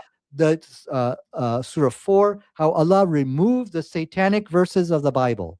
Okay, look what it says Yeah, inside. and it leaves a huge gap in the Yeah. narrative. We can talk about that as well. No problem. Look, it states right here. Yeah, And for their boasting, we killed the Messiah, Jesus, son of Mary, yeah. The messenger Jews of came Allah. in both. But they Yeah, neither killed him nor crucified him. Allahu Akbar, Allahu Akbar. So that's really nice. That in a sense, Allah like made it appear so. What Islam did is it took away the satanic verse of the in the New Testament and threw it away. Why? Because we want to live in peace as Jews. For 1,000 years, the Jews lived However, under though, Islamic Sharia law and they lived in relative peace and harmony. Why? Because the allegation of deicide was not was not in the Muslims. That we as Muslims, we don't point the finger at the Jews and say, you killed our Messiah, oh you my killed our God, Messiah. really, We don't do that. Yes. really, And oh really, absolutely. oh And come so on, man. there is no charge of deicide. Deicide means a killing of God. And why? Because our Quran brings peace into the world. Surah 4, verse 150. If you look at the history of Muslims and Jews, go back and look in the history, and you will see that never did Muslims persecute the Jewish people because of them killing Jesus or really anything related to the Quran. In the history, you'll find, they were robbed. You'll find that there was like problems, but religious persecution, not very much. Not, and one of the reasons why is because what Allah is doing in the Quran, it knew that by accusing the Jews of killing Jesus, this is going to be a horrible situation. It's going to bring so much violence and suffering into the world. God knew that. So then Allah revealed Surah 4, verse 157. Why? So we can live in peace with them. And that's what our history has shown. And so that's why we have the most. This is for your debate next week. I will argue Yeah, of course. that the Quran has the most peaceful verse in it that brought peace, love, and happiness into the world. Chapter 4, verse 157, because it removed the stigma. Do you understand what a Yes, stigma is? and it Let me. doesn't talk about the substitution theory Yeah. whatsoever, which the Muslims True or recite false? We could talk about that. The every single Quran day. explicitly Committing refutes bidah. deicide. Inside Surah 4, verse 157, stating that the Surah Nisa. Jews did not kill Jesus by Yeah, we denying can that. debate on that. Okay, yeah, this is the argument I'm giving you for next week. Hmm. By denying that anyone killed a divine figure, Islam removed the theological stigma of Christ killer that profoundly shaped Christian anti-Semitism in Europe. Yeah, This but rejection. do you believe that it raised other Okay. problems and Oh, confusions? no, it didn't. This rejection of deicide meant that the Islamic civilization never developed a doctrine of Jewish collective guilt, which was created by the New Testament. As a result, the Jews lived under Muslim rule and were generally spared intense religious hatred, demonization, and violence that existed inside medieval Christendom. While the Dhimmi regulation imposed certain social and legal restrictions, these were typical of pre modern states and did not stem from a belief that the Jews were cursed or something like that for killing Jesus. Overall, Islam's theological stance eliminated one of the deepest roots of anti-Semitism, which contributed to the long period and contributed to a long period of relatively peace and coexistence. Blah blah blah blah blah. So, what I want you to do, I want you to just, we're going to put this true or false inside AI. Let's see what AI says about it. It might correct it to a little bit extent. I actually don't know. I don't know. So let's try it. AI. Yeah. Let's see. Let's Looks see how really AI is going to handle it. Because, interesting. like I said, I don't know. I don't know how AI is going to answer. It might find It's some problems. Let's see. True. I don't know, Oh, man. nice. Allahu Akbar. You see what you We got have to face Sheikh al now? AI now. Well, yeah, It, AI. it You know why? Because Sheikh al AI. do you know why I use AI? It's because I know the people who I debate with, they don't have that historical background. They don't have an education in this matter. And I don't mean to put you down, but this is a great way for people who are not going to read the historical books, who are not going to do this proper research in it, for them to verify facts. And AI is going to be so. What my point to you is, you know, this We when have Lily yeah. J. We have the male Yes. version of Lily J. We have Lily Nadir now. Yeah. Well, not now. Now, hold on a second. Not all AI Lily is going to Nadir. agree. Let's go to Chat GPT. Maybe Chat GPT might find some fault with it. So let's do that. It could be. Well, okay, yeah. So Chat GPT did find some faults. Overall, mostly true. But it's an overstated conclusion. So okay, not bad. Let's go to Yeah, Grok. Grok. here's the problem. Listen to me. AI is also not consistent most of the time. Yeah, yeah, that's true. Oh, I didn't pay for Grok. I'm sorry. Okay, my But point to you that's is okay. this is the argument you need to beat for next week. Surah 4, verse 157 brought peace, mercy, compassion, and love into the world. Okay? This is your four. I mean, the book of This is your Thessalonians. challenge, right? Yeah. This is your challenge that you're giving to me. Okay, Yeah. I see. So the difference is this: we see two verses in the Quran and the Bible, one stating the opposite things. In the Bible, it said the Jews killed Jesus, which brought in this horrible suffering and misery into the world. Now you got another verse in the Quran which states the opposite. Nope, the Jews didn't kill Jesus, and it brought peace, love, and mercy into the world. So I guess my We can question certainly to you debate is, on that. Yeah. yeah, how do you explain? So this goes back to, see, the thing is this: you keep saying that Islam, if I use the same criteria, Islam would be refuted as well. I want that. I've been telling you this for 2.5 hours, almost 3 hours tonight. So my question, Ask I and want to you give you shall one. receive. I want to give you one final opportunity. Now that you know that you follow a prophet which has brought horrible, unimaginable suffering, misery into the world, and persecution, are you ready to leave Christianity? After you leave Islam, that is. Okay, yeah, I will leave Islam when you show me the evidence. But your being a Christian shouldn't be any way attached to what Islam teaches. Okay, your Christianity Why not? seems to be Why not? well, If it I'm sh- telling you, right? yeah, Yeah, I'm talking to you. You're a Muslim, right? yeah. So I Okay, have to bring up verses from the Quran too, because you believe in the Quran. What's wrong with that? yes. If Islam teaches the same thing, I will leave Islam next week. Okay, on next Saturday, I will leave Islam when you show me when we debate this. But for right All now, right.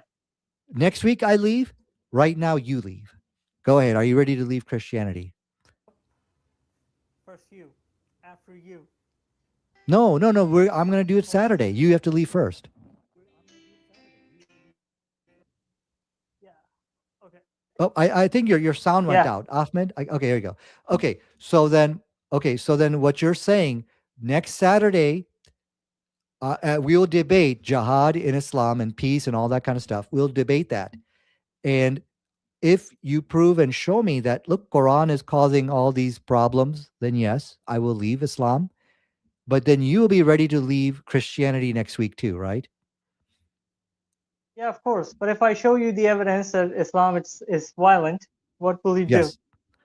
Well, if it teaches to kill innocent people, if it teaches to commit what we call crimes against humanity, then yes, I will leave Islam because I believe in being a good person. Islam made me a good, happy person, and I want to spread the love and joy of the Quran to the rest of the world. But if you show me, hey, listen, this book is actually okay. You might have some love and joy here, but look at all the death, suffering, and misery, and killing a child, or burning a Challenge church, accepted. or something like Challenge that. accepted. I will leave Islam. Okay, because Surah 4, verse 157 did bring mercy, love, and joy into the world. And that's what I do. You have any doubt about that? Let me ask you this question. AI said, I yes, would it's say it true. brought more confusion Huh? than anything else. What'd you say? It brought more Theological. Okay, confusion you're talking about than anything else. theologically. Okay, you're saying it brought some theological confusion. Okay, fine. Let's just agree with it. But I we're didn't use talking the about word violence. theological, did I? We're talking about removing violence. Yeah, the thing is, the confusion it brought theologically Yeah. did result in a lot of violence because a Okay. lot of How? people disbelieved. And what happens when people disbelieve? Arguments. What? And what happens when Oh, arguments happen? Yeah, okay. we can look into the history on the next debate. Okay. Or Okay, wait a second. someone's calling Just me because again and people again, and it's getting disagree on annoying. on Yeah, God, you're going to blame the religion? I mean, if the Bible teaches that Jesus is God, I will never blame the Bible for being teaching violence. Of course not. That's your own personal theology. I welcome it. I respect it. That's you cannot blame a religion for teaching something of a different god or goddess. so you believe Ahmed, are Jesus you is God? crazy? So you Okay, let's believe get Jesus is God? what? So you believe Jesus is God? Debate number 3. Let's do it. We're going to do Islam, the religion Yay! of Of peace. course, the divinity of Christ. But I will give you an opportunity. Then next week, you have to leave Christianity because your book is an evil, wicked book, which has caused the death of 6 million Jews.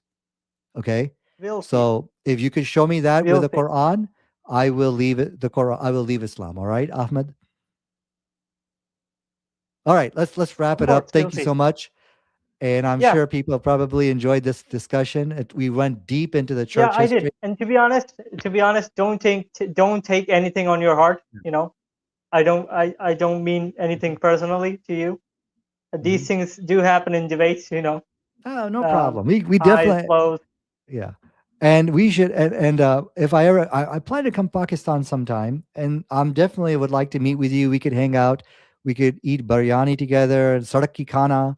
My family, they've never had that street food in Pakistan. So definitely, I want to meet you, and we will definitely, yeah, for sure. We should always walk away as friends, not like what Sam Shimon and other people do. Okay, so yeah, okay. I'm gonna end the stream, and we can get going. Thanks a lot, Ahmed. Yeah, of course. Thank Okay, you bye bye. so much. You too. Of course. Bye.